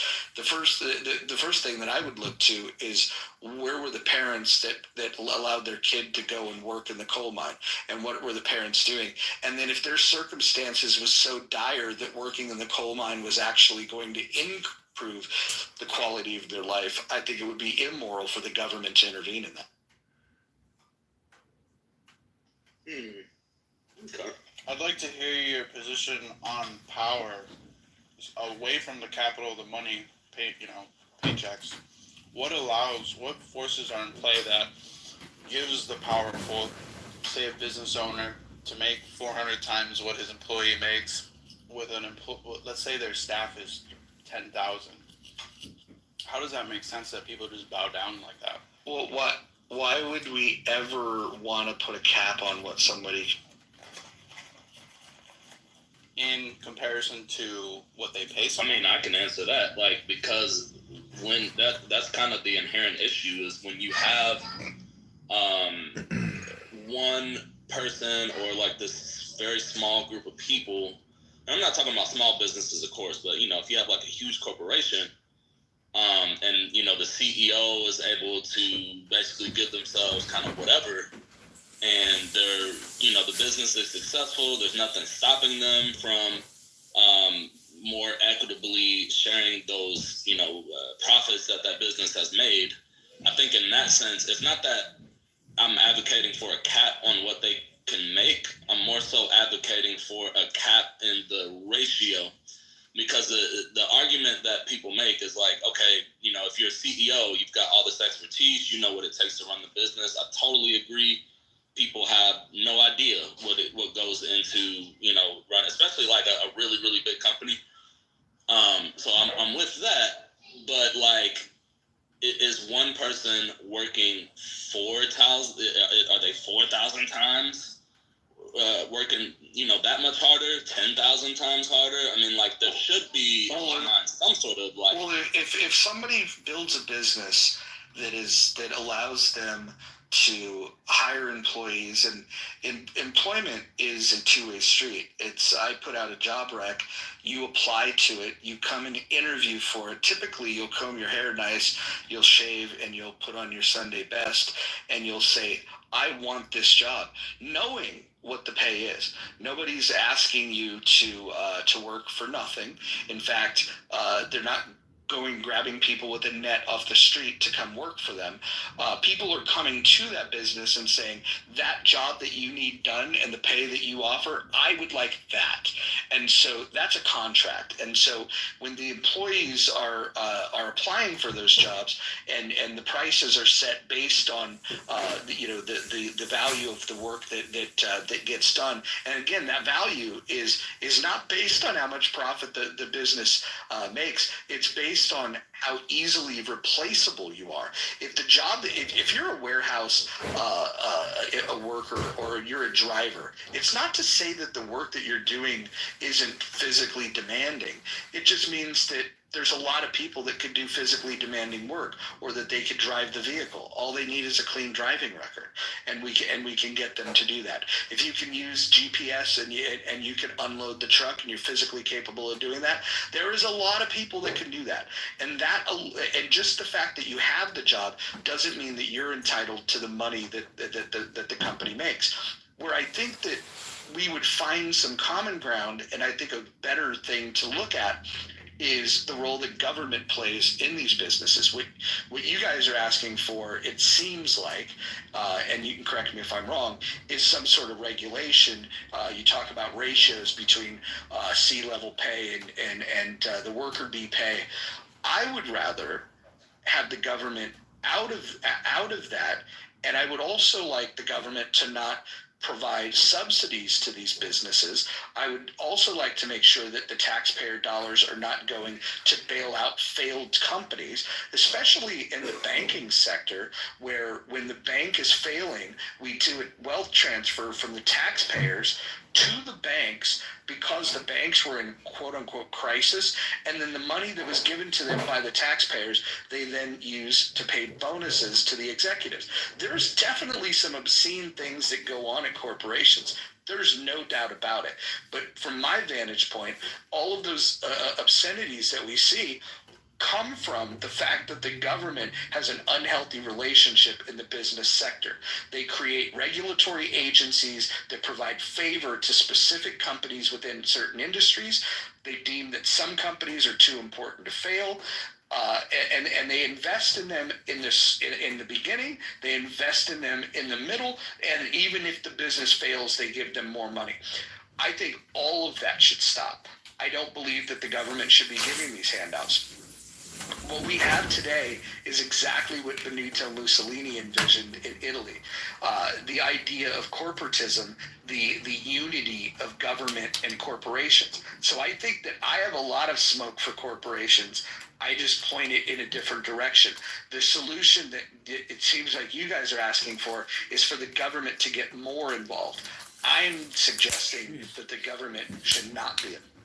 You know, that's actually pretty interesting, because one of my core issues with capitalism is I've talked to a few people about this, and I don't think I've seen anyone really give me an example or breakdown of how it doesn't lead to corporatism, because naturally what's going to happen is certain companies will outperform others. I'm totally in agreement. We're not equal. Some people are going to do better. That's just a fact. Which isn't a problem, but then what ends up happening is once you get to a certain size, then you can start doing things like, buying out the competition, or, if it's really that dirty of a game, you can kill off the competition, or you can buy politicians. And I think that the reason that we have this deep, because I agree. I mean, honestly, a lot of what you said, I don't fundamentally I don't think anything you said is false. I think we're seeing it different ways, but I agree. There's too much of that, but I think that's intentional. It's as a result of these corporations and kind of super PACs, all that sort of thing. You get these very large sums of money between very few people, and then they use that money to influence the government and actually effectively give both the government and by extension themselves more power. So how do you have a capitalist system that doesn't lead to? I think it's very simple. The distinction of a corporation doesn't even need to be made. In my having a corporation is a recognized government distinction. If we just got you don't need to be a corporation to be a company. And then when you structure as a corporation, you now have different government protections. I don't want the companies to be protected by the government. The only thing I want them to be protected from is overregulation. When I look at the biggest expansion in the U.S. economy, it was a time when regulation was very non-existent. From 1870 to 1900, you saw the Industrial Revolution. We went right. We came out of we had slavery. Then we go through Reconstruction, and then all of a sudden we deregulate the market, and economic expansion is better than it's been in the entirety of human history in a 30-year period. And then the response to that was that we saw. Some companies made a lot of money. That made certain people very rich. Maybe we should put some regulations. And again, I'm going to be that guy. If you think about, some people that want total control of the market, and then there's somebody like myself that's saying very, very little. Right? I'm a minimalist. I can make the argument for no interference at all. And there's going to be a meeting in the middle. I think what's happened is we've allowed the people that have scared people that these corporations are evil. And I don't think the corporations are fundamentally evil. I think it's the collusion between government and corporations that creates this problem. I cannot for the life of me, and I challenge you guys, find one company in the entire history of the United States that became a monopoly in their industry without the assist of the government, without a subsidy or without regulatory favor or without some sort of infusion of cash or government contracts. Show me a company that became a monopoly that got there without the government's help. And that's the problem. You don't see organic monopolies because when the government stays out of it, we do have competition. And when we have competition, what we see is more efficiency, what we see is lower cost, and what we see is innovation. Everything moves in the positive direction when we increase competition. And if you want to increase competition, you have to deregulate them. That's definitely an interesting point. I think I'm gonna have to look into that and see, because I definitely get what you're saying, and I can think of some examples as well. And really, I'm forgetting now, because I remember what was it, Ford versus Dodge, that kind of led to it was one of the foundational, I guess, legal outcomes that kind of led to the shareholder obligation thing. And I feel like, if I remember, there was some sort, it was even interference in that whole thing, where the government kind of effectively helped them in that sense. But anyway, no, that definitely makes sense. I think that is one of the issues, is the capitalism leading to corporatism, and I think that's the point that you've made. I can't really refute because I don't know. Without looking that up, I'd have to do some diving. But there's also the extraction. The other thing I wanted to touch on, and I think, who is this? MGK, that was saying okay, they do, bring 4,000 or 40,000 times more or whatever. I think this is where I guess me and the right fundamentally diverge, is because I don't think that that's possible. I do think that a person can probably, be 10 times better or 20 or maybe even 30 times. It can be some obscene number. If I was to play against LeBron James and you were to quantify how much better he is than me, I'm sure he's fucking 30, 40, 50 times better than me at fucking basketball. But could LeBron James beat 4,000 of me at basketball? No, I don't give a fuck if he's fucking LeBron James, bro. There's 4,000 of me. My point is, there gets to be a point where it's unrealistic to say that, just any ratio possible is quote unquote fair. Because in order for that person to generate that much, even if they're doing everything right, even if they're a fucking great CEO and they're handling shit and they're a fucking genius, in order for that business to run, they are still utilizing the labor of other people. And I get what you're saying, Moshe. Dwight, here's the issue, right? if the government stayed out of this, imagine the government stayed out of this. And imagine, let's say, think of a big company, like let's say an Amazon or a Google or just a big company, right? If a company was not paying their employees enough, right? In a truly free market where we don't overregulate, if one company was just crushing it, the employees could go to work for a competitor. And if a competitor was, let's say, in second place, let's say there's a market where there's 4 players, right? Say there's 4 major players that can do a particular product or service, right? Like, that could realistically hit scale and do this. Let's say there's 4 players. If one was kicking everybody's ass, but was abusing their employees by not having the right work conditions, not paying them well enough, and the employees were upset about this, their competitors could go and find the most talented people amongst those employees and recruit them and pay them more and give them better benefits and better conditions. And by having the better people, you would innovate faster, you would make better products, you would be able to increase the value of what you're offering in the marketplace. And so I just have a hell of a lot more faith in the free market than I do in giving the decision making, because the question that you haven't answered is, if you think the CEO's ratio of pay is so out of whack with the employee, who do you think would make the most sense to have dominion over that company to say, moving forward, this is the cap? Who would you give the power to make those decisions? And where do they get the knowledge that they can intervene and make a decision on where that cap?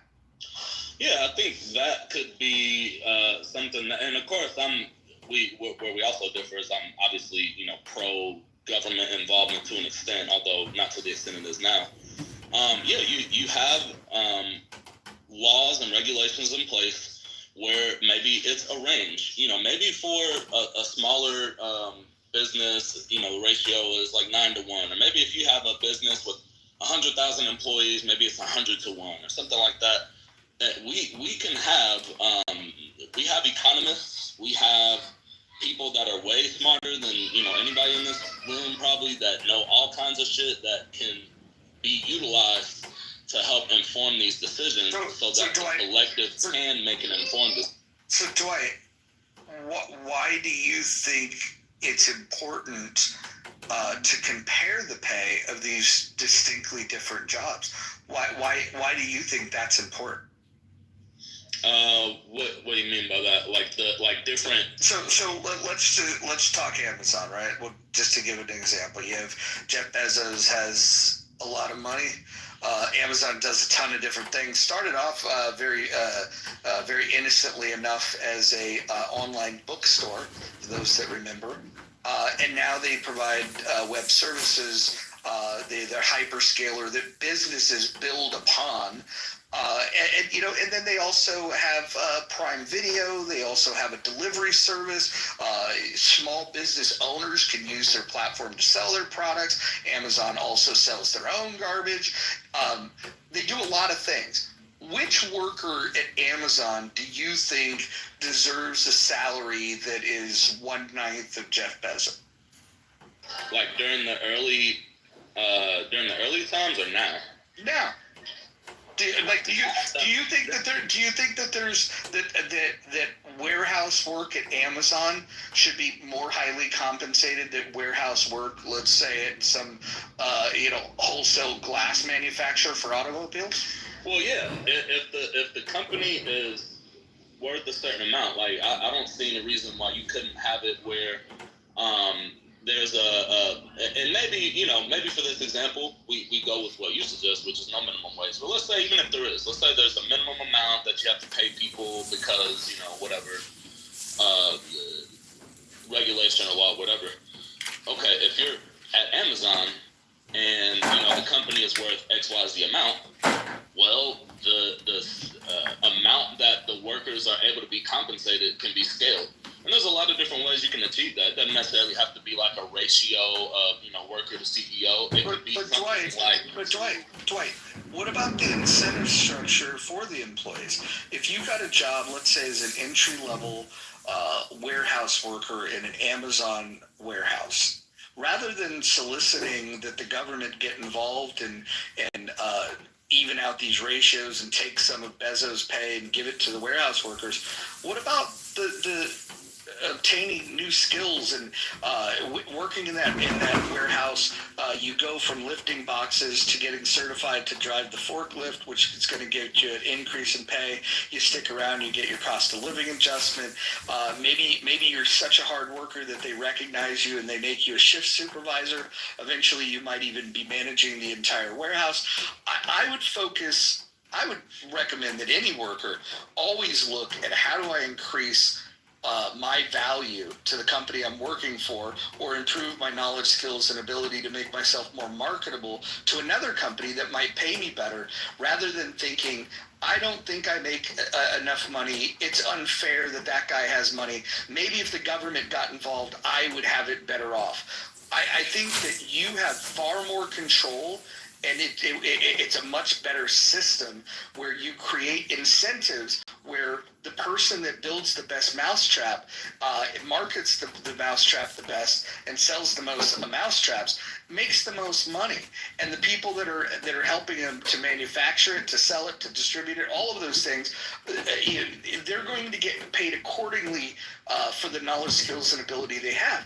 And so the incentive that you have is to just obtain the most marketable skills, the skills that pay the best. Yeah, that was still apply. If you want to make Jeff Bezos money, then what I would suggest is that you go and innovate something and start a business and scale it the way that Jeff Bezos. Yeah, no, that would still apply. Like your pay would be based on your value to the company still. It just wouldn't be such a vast difference where you can have, one or two people taking such a high percentage of so many people's labor, paying them. Why do you care? Because to me, that would make more sense as far as, one, an equitable society, two, but hold on.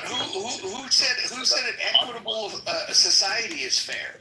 The whole notion of equality is unfair.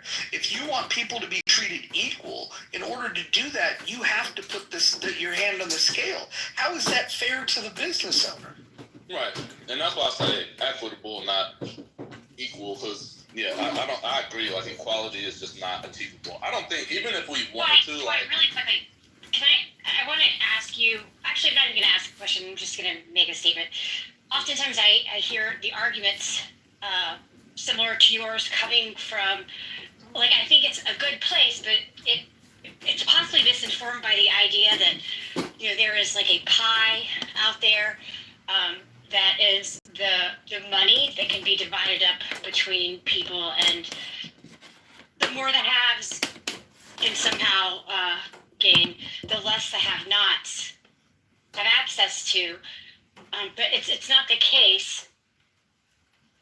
It's just not the case at all. The pie can be made larger and larger, and oftentimes, not always, but oftentimes, the compensation you're talking about, and that you're skeptical of, which again, I understand if you're looking at it as a fixed, amount of resources. But what you have is a Jeff Bezos type who actually makes the pie so much bigger.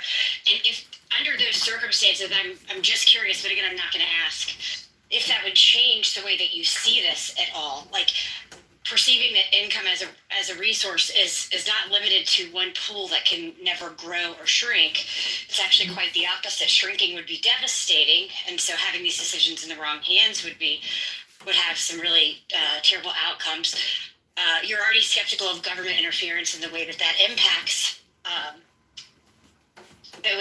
our markets and how these corporations operate. And so I'm just curious, thinking about that pie shrinking, since it is not fixed, and knowing that government influence can have negative impacts on it, why you would want more, because you've already agreed that yes, you appreciate regulation, but you don't like some of the outcomes of it, and see if in fact a Jeff Bezos type or someone in a position like that can actually make the pie much bigger, so that there is actually more pie to go around. How it shifts your calculus. Again, you don't have to answer it. It's more of like a thought experiment. Yeah, because I feel like you're coming from a fixed pie place. I definitely don't view it as fixed, and in fact, so basically, like if the Federal Reserve, right, wants to increase the amount of money in circulation, they do. I forget the exact product. Like this is stuff like I am familiar with, but I don't. Hold on. So we're familiar enough with it. But hold on, just a second. Hold on. Before you start doing this, like I don't want you to bring the Federal Reserve into it, because we're talking about.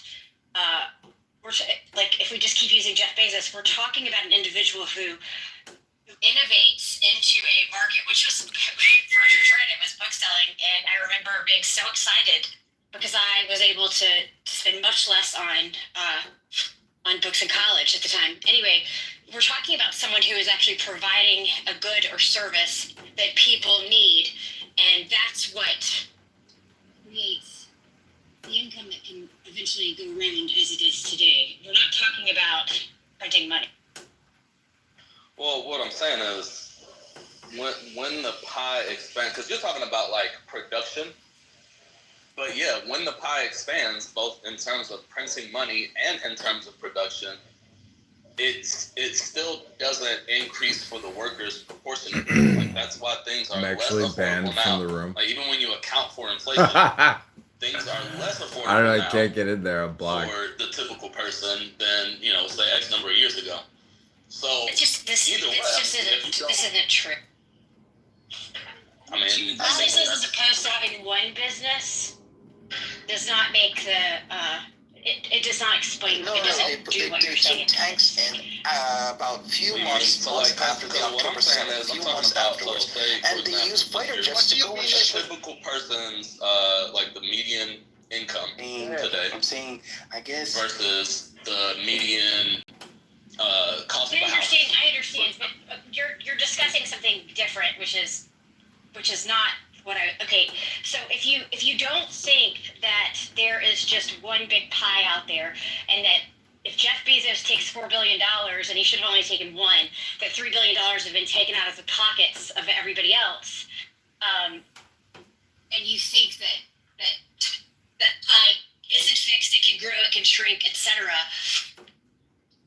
You don't need to go into inflation. You don't need to go into economic dynamics to. Well, I get what you're saying. Oh, just be cut out. I can't. I don't know if y'all can hear. I can't hear. We can hear you. Oh, okay. I didn't know if Kelly was done because it sounded like I didn't. The conversation does not need to change. We don't need to start talking about the Fed. We don't need to start talking about inflation. We could, but I wasn't trying to bring in more topics. I was just suggesting that people who appreciate that there is a fixed pie look at this differently than people who appreciate that it can either grow or it can shrink. Right. No, I agree on that. I wasn't trying to necessarily like go off on a tangent. I was just saying like I agree with you on that point. I'm just saying like when the pie grows, even in the way that you're discussing, like it's still the same thing. Like it still is basically just disproportionately benefiting like the few as opposed to the many. Because that's I think like one of the arguments. Because that would be my assumption about the point of making that argument. It's like, oh, well, they provide all this value to society because they're actually increasing the size of the pie. And it's like, okay, yeah, that's cool and all, but if the increase in the pie is just disproportionately benefiting the few, then I don't see how that's let me explain it a different way. Okay, so when you say that you want to change the way that these ratios are allocated, if you were to do that, because you have to think about there's top line revenue, there's bottom line revenue, right? And if you were to take and let's say we did what you recommended, which is like the ratio can only be 9-1. You have to look at, and this is why employees should never make these calls, and government should absolutely not make these calls, is that you don't have the visibility into where that money would have been allocated otherwise. Like under the current system, they allocate money towards research and development of new products, to optimize and reduce the expense for the current products that they sell, to make the company even more profitable, and to be able to expand the business, which creates more jobs, which actually benefits the economy. By creating jobs, they're doing their part.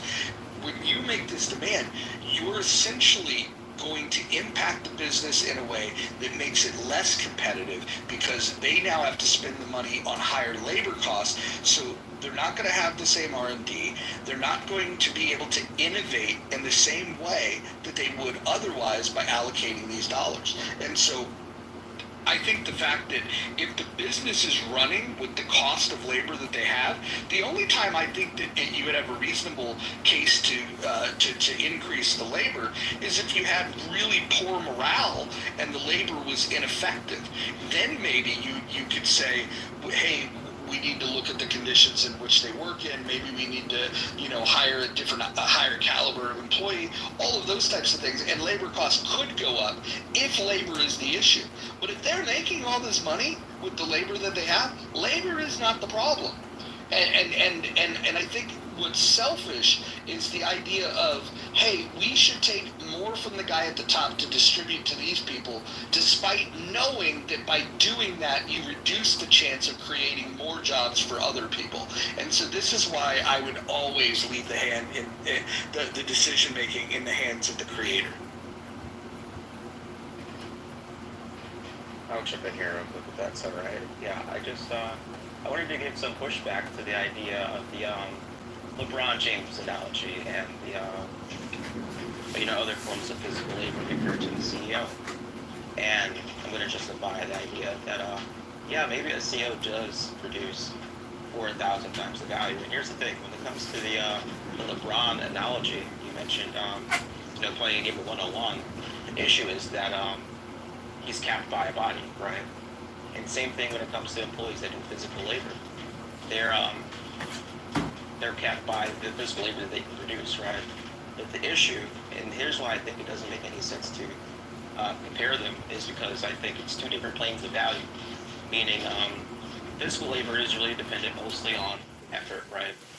But when it comes to a CEO, they're not necessarily doing physical labor, and they don't really get paid for that. But it's more like they get paid for the impact of their decisions and how they leverage that over massive multi-national organizations, right? So it's kind of unfair to how can I put it, compare how much a CEO is making to an employee when the reason why they're getting paid are very different reasons. And it's like, look, maybe it's not that the CEO is doing 4 times the labor, but just the fact that their decisions sort of affect thousands of employees, the millions. Well, it's bigger than that, and I just want to insert this, and please continue.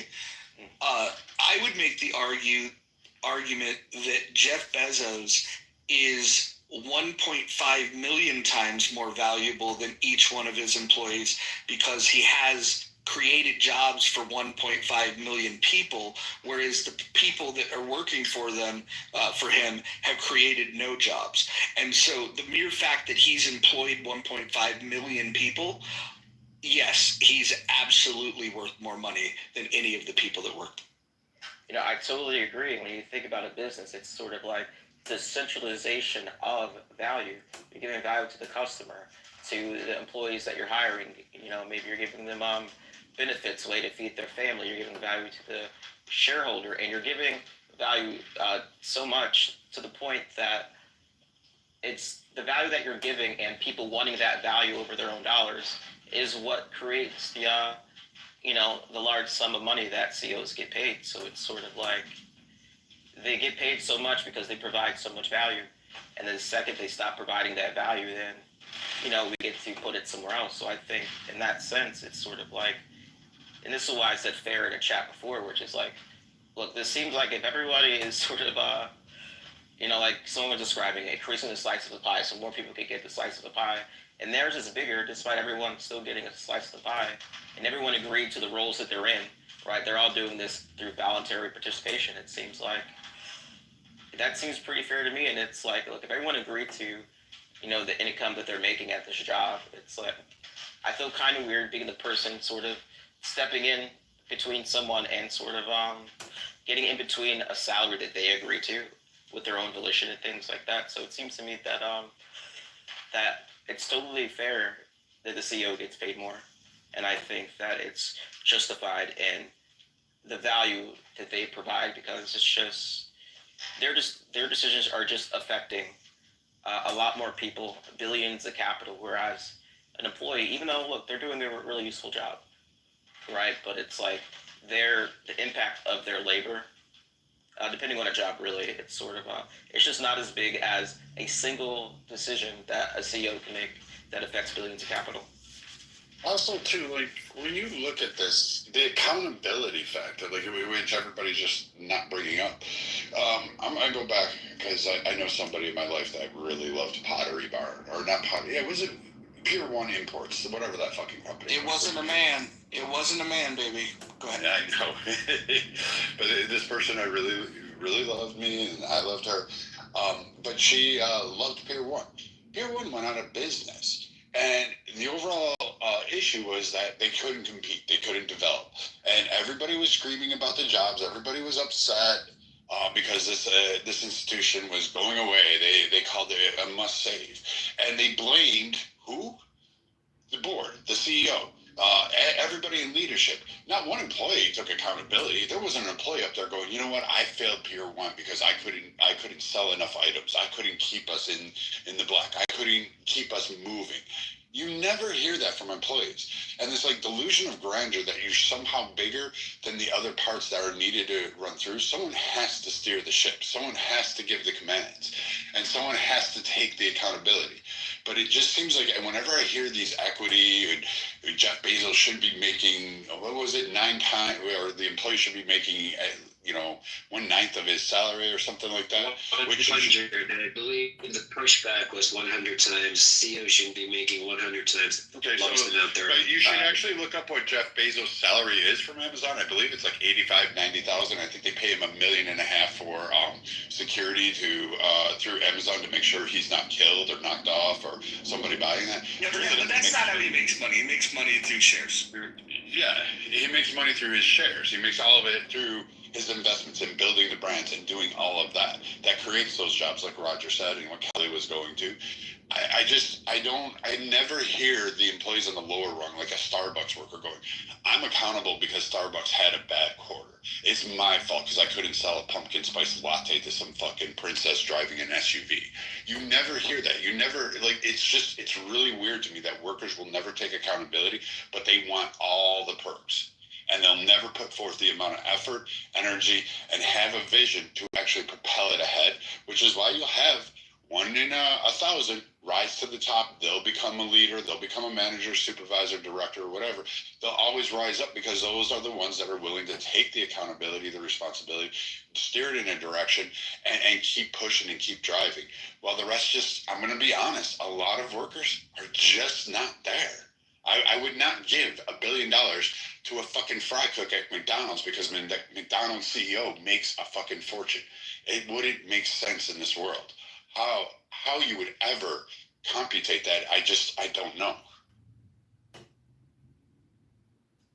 Well, again, go ahead. I just go back to the question of there's 2 fundamental questions. One, why would we want to externally, enforce any type of cap on what somebody can earn.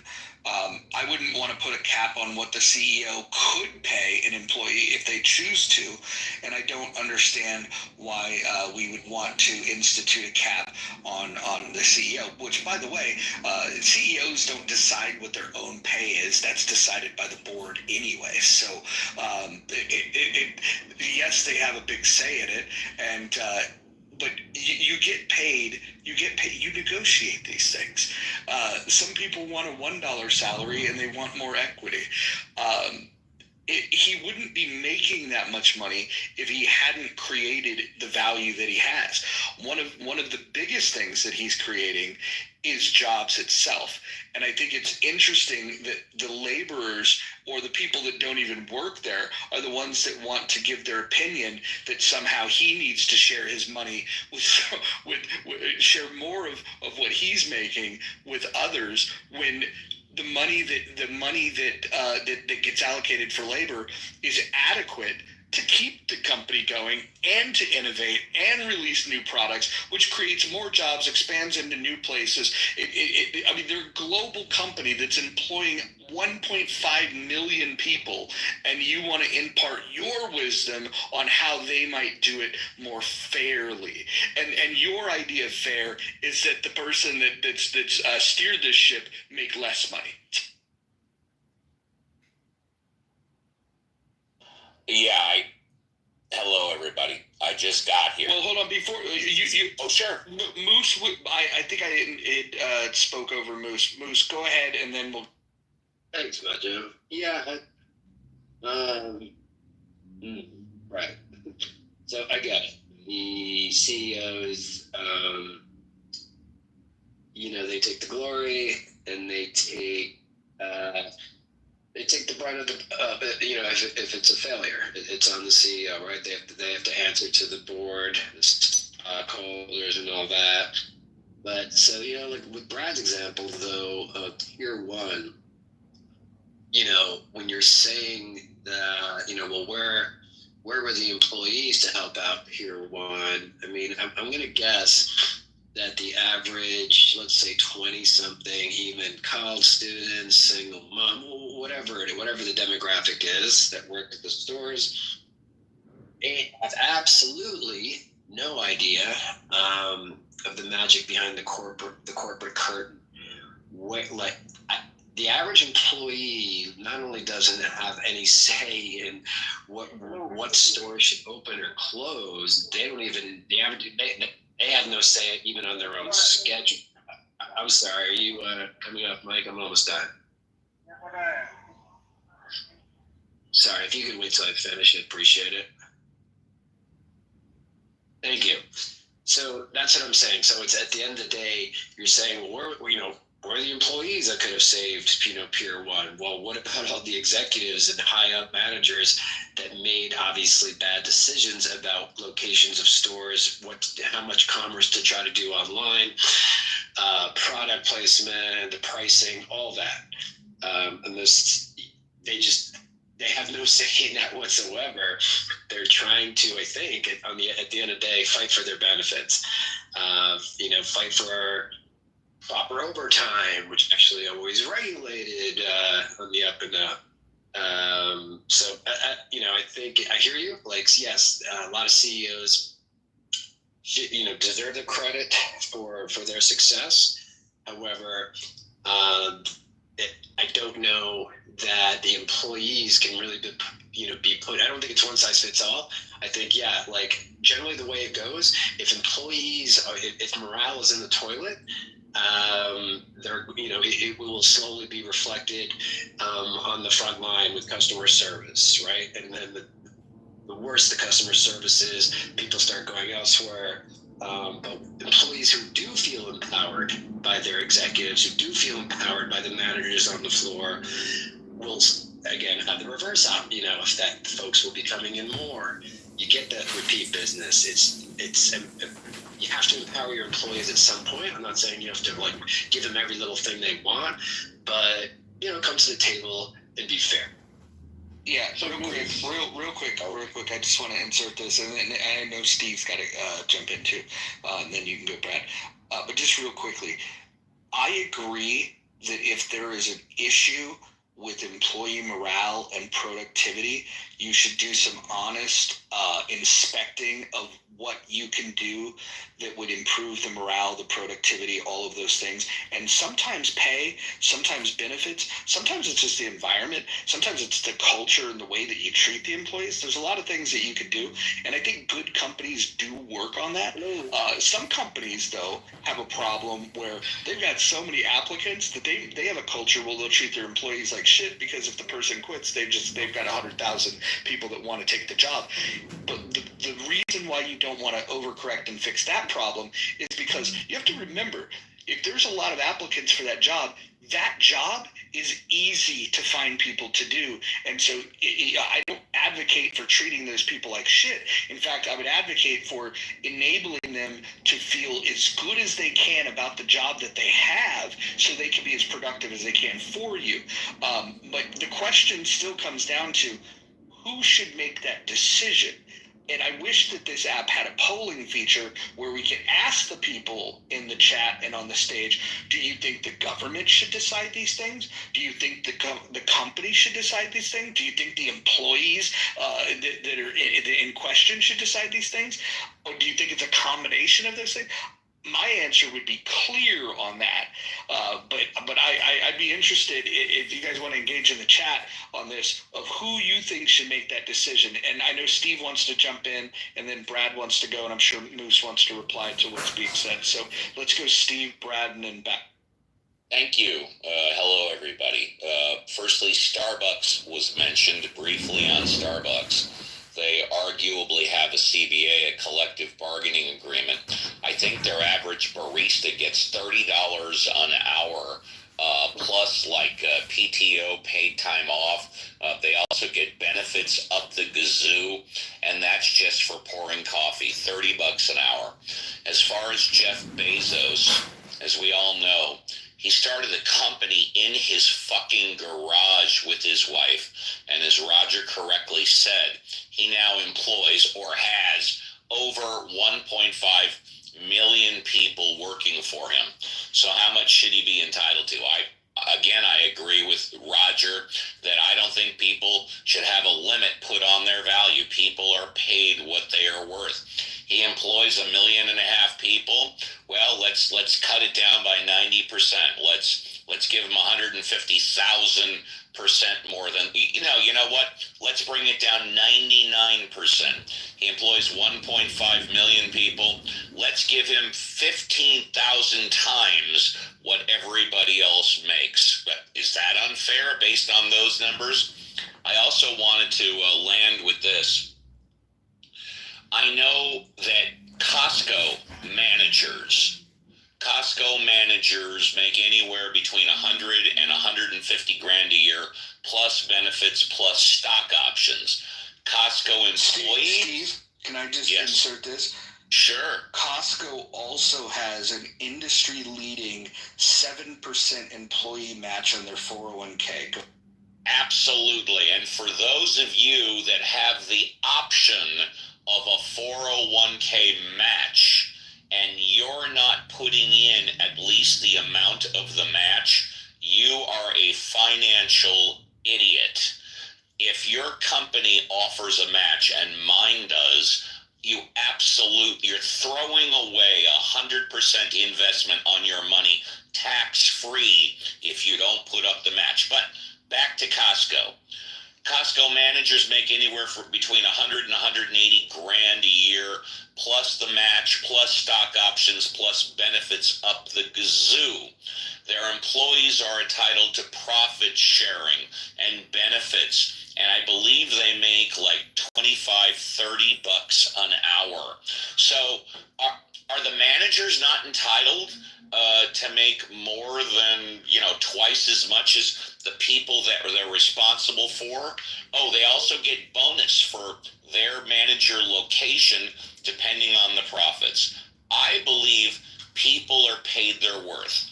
I do not believe anybody is underpaid or overpaid their worth, because if you're underpaid, go get another job at what you are paid. And Roger, thank you. Yeah, I want to just add something to the Costco thing, because it's an interesting study. They culture where they almost exclusively promote from within.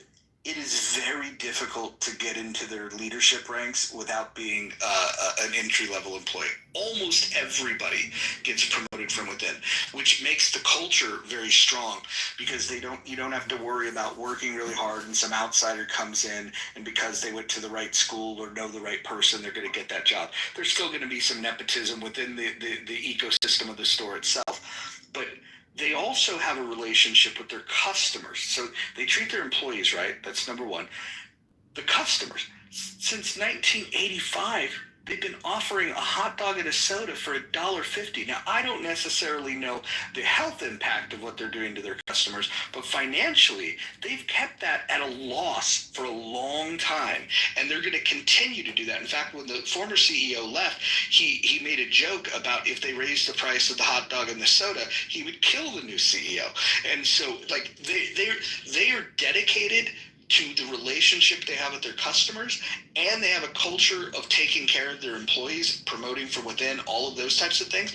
And I don't think it's a secret to anyone, but most retail is so adversely affected by online shopping. But if you go to Costco any day of the week, that parking lot is fucking full. I don't care what Costco it is, anywhere in the country. They are doing something right with their employees. They're doing something right for their shareholders. I don't know if you've seen what their stock has done over the years.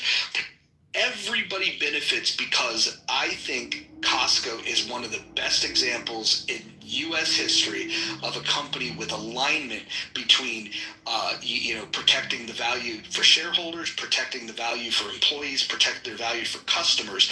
I think that's a model that other companies should follow. But if you look at all the companies that don't do that have come and gone over the years, I think it's an excellent example for us to look at of, why it's good to take care of your customers and your employees. And before Brad goes, very quickly, another example is Trader Joe's. Now, I know nothing about the stock end of Trader Joe's, but I know that most employees of Trader Joe's are happy. Most customers like me of Trader Joe's are happy. They do not hire, they do not agree, have a CBA with a union. All of their employees are non-union, and they hire from mostly, like Roger said with Costco, they hire from within. Trader Joe's is another good example. So I was just going to go back to Moose's point when he was talking about Pier 1, and I wanted to bring up another example. It was Antiocho, whatever. He was the CEO of Blockbuster, and he was the CEO before Keys took over and basically ran it into the ground. And he brought out a lot of visions. He wanted to put Blockbuster on to compete with Netflix and other online platforms. He wanted to take Blockbuster Music, which was the thing back in the day, and put it on to compete with iTunes, etc., all the other ones that were running out. And he ended up working and buying Viacom, or Viacom buying them in the music industry. This man faced internal pressure from not just the board, but from people within the company, other investors who said it was just a joke because Blockbuster was Blockbuster. And this guy saw the writing on the wall. And because of these internal disputes, because of employees beneath him that circumvented him, challenged his authority, challenged his decisions, challenged his vision, the company was already in a decline. And to revitalize it by competing with the other markets that were emerging, and they pushed back on him so hard, it led to their own demise, where Keys comes in and basically rolled back all of Antiocho's new program and they just rolled back all those decisions. And then all of a sudden, Blockbuster fucking disappeared. All those employees lost a job because they didn't agree with the CEO's decision of where they needed to go for the future. Gives me a prime case in point that employees should never really, it's hard to say that they should have that much a say in the overall control of the company, because we've watched too many companies over the years, like a Blockbuster, fall because you had the employees revolt against leadership, revolt against a vision that they don't understand. They don't look at the landscape the same way. They only look at the narrow focus of their Monday through Friday job and what their paycheck is going to bring home. And I hope in the future that I never have to worry about working with or for a company that follows that the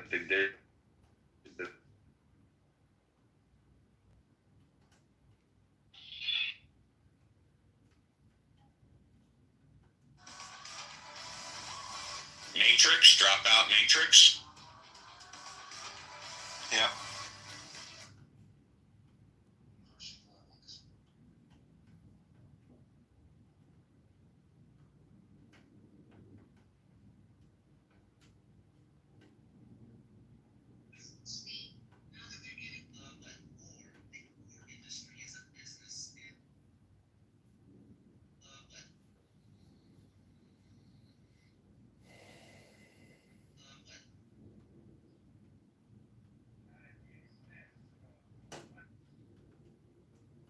As Pink Floyd once asked the eternal question, is there anybody out there? Or am I in the Matrix? No, I hear you. You I know? can hear you. I'm here If I for could say to the, I'm here for 5 minutes, and I have a meeting with my boss. Gotcha. Steve, I was curious, before you run, before you have to go to your meeting, and I don't know, the hourly rate, because all I could find for Starbucks was $15, $16 an hour with $19 for like a shift manager.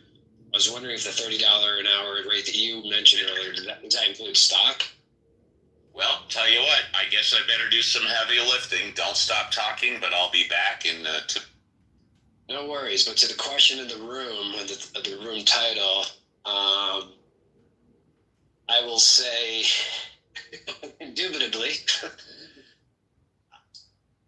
I don't know who I'm guessing, who are the guys, Paul and Rohan, I guess, that started this app. I've read multiple articles, I think, others have too, that they, during the pandemic was their golden, they had the golden goose. They had a captive audience, brilliant idea, didn't really have competition at that time. And I think they were valued at least $1 billion at one point during the pandemic. The owners passed. They figured it would just, what could possibly go wrong? It can only go up from here. So now we see them kind of doing different things. I think symptoms of a ship in trouble is just throwing paint at the wall.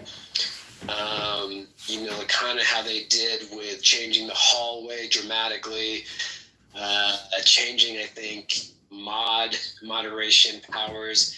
And of course, the biggest one that we've all seen is this weird monthly subscription, albeit $5, right? God knows we've all spent $5 a month on far worse things. But what are we getting? Like, so to me as a consumer, sure, well, it's like Moose, you can't complain. We're getting this for free.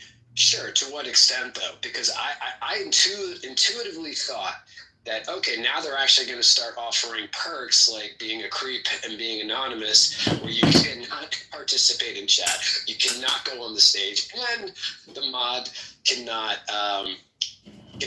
kick you out. Now, I know a lot of folks have been freaking out, like, we all saw it in season 1 of Clubhouse. Capital letters, regardless of what your political affiliation was, everyone had in their profile, I do not consent to being recorded. Well, you actually do. The T's and C's on this app, I think, Roger, you were talking about this last night. We've all consented. Like, I couldn't possibly imagine anything I say on Clubhouse to come back, if I'm going to run for a political office and my opponent is going to mudsling me with, Moots, you were talking about Starbucks salaries and, we got a clip right here. Like, I don't know why people would really care what you're being, unless you're saying like some really far crazy, extremely racist stuff, or obviously anything related to pedophilia that you might have been involved with. Obviously, right, the obvious things that nobody should be saying out loud in general, let alone on an app. But for me, intuitively, I don't care if you're charging $1 a month or $100 a month. If you are now charging your customers, that means your expectation of your customers and your consumers has gone up, obviously, which means intuitively on the balance of that, our expectations of the plethora of bugs on this app need to be addressed. I'm sure many of you, I don't think it's just a Droid thing. The fact that you still have like that little indicator that you have new messages, and I know first world problems, but the fact that we still have an indicator of you have new messages when you don't. The fact that you can delete some back channel messages, but others you cannot, and for some reason you can delete some, and for some reason you can unsubscribe from other chats is absolutely wild to me. I honestly think a high school coder with basic coding and engineer skills could fix these bugs. So I'm going to have to point the problems to those. Again, I'm not saying those two individuals, but whomever they have empowered to address these sort of bugs. Apparently, they're not high on their priority, but I absolutely have no problem with people recording me. I know everyone's up in arms, people freaking out. Oh, no, this anon person is streaming us on YouTube. Great. Who cares? Like, we're in a world now on social media where you have no rights. Like, well, we all click off that little T and C box, but we don't read the 25 pages in microscopic lettering that enables us to use the app. We're just like, oh, let me just use it. So anyway, I don't know if anyone else has a similar frustration. Like, for example, the new message indicator. Well, Moose, I wanted to get back to you. I'm sorry to interrupt. So, Moose, I was wrong. You were actually correct. I put it in the group chat. It appears that the average wage of Starbucks is $16 to $19 an hour, but if you include all the paid time off, you include the option to be paid for your schooling and education and all the other benefits, they say it averages out to about $30 an hour, but the average pay is $16 to $19. And on the Clubhouse thing, before I go, I didn't hear what was said prior to 15, 20 minutes ago, but it is a documented fact that Clubhouse started with an initial infusion of $100 million. It was a couple of months after that, another $300 million. So they've had a capital infusion of a total of $400 million. And as far as I'm aware to date, they have not taken in one single dollar of profit. Yeah, you know what, Marcos? Go on mute or I have to drop the thank you. As far as I'm aware, Clubhouse has not declared one single dollar of gross profit, but they did start out with $100 million and then another $300 million for a total of $400 million. Business has been running 5 years now. Just a question, how do you run a business for 5 years and not have a single dollar of gross profit? Forget about net profit, gross profit. And thanks, you guys. It's been fun. Thank you, Steve. Well, I'll say this. I don't think Clubhouse is ruined. I like Clubhouse. And I'll also say, present company excluded, but the biggest people complaining about who ruined Clubhouse are the fucking biggest grifters on this app. And I'll stand on my square on that shit. I think it's interesting. Clearly, when the money runs out, Clubhouse will be gone, or they'll get bought by someone else that may or may not decide to keep it going. You can't keep it going forever if you're not making money. That's first and foremost. As far as is it a dying app? The numbers suggest that it's. Depending on the snapshot that you want to start from, is it a dying app? Absolutely. The peak of April 2021 was a long time ago. It was a long time ago. And so maybe if you started with like a starting point of January 2025, maybe they're picking up a little bit of momentum, but they're nowhere near where they were in the early part of 2021. And it's funny that Paul and Rowan have said themselves, which is an interesting thing to say. Our biggest problem was we grew too fast. I remember when they said that. Yep. Yeah. And now, that wasn't their biggest problem. Their biggest problem was the growth that they had was caused by people being on lockdown, and they had no plan to continue the momentum. Their lack of creativity on how to drive people to the app without a pandemic happening, that is on them. Their inability to market or incentivize to people to share. The other thing that I think that people don't talk about enough is that those of us that have been on this app, we should be, in theory, the biggest advocates for telling people about this app. But almost everybody that I know on this app, they don't want their family and friends on here for multiple reasons. This app can be crazy. And the content that we get into, these conversations that can be contentious and people are saying outlandish shit, they don't want their family and friends. They certainly don't want their coworkers. They don't want them anywhere near this app. And there's no real way that I can think of cleaning that up.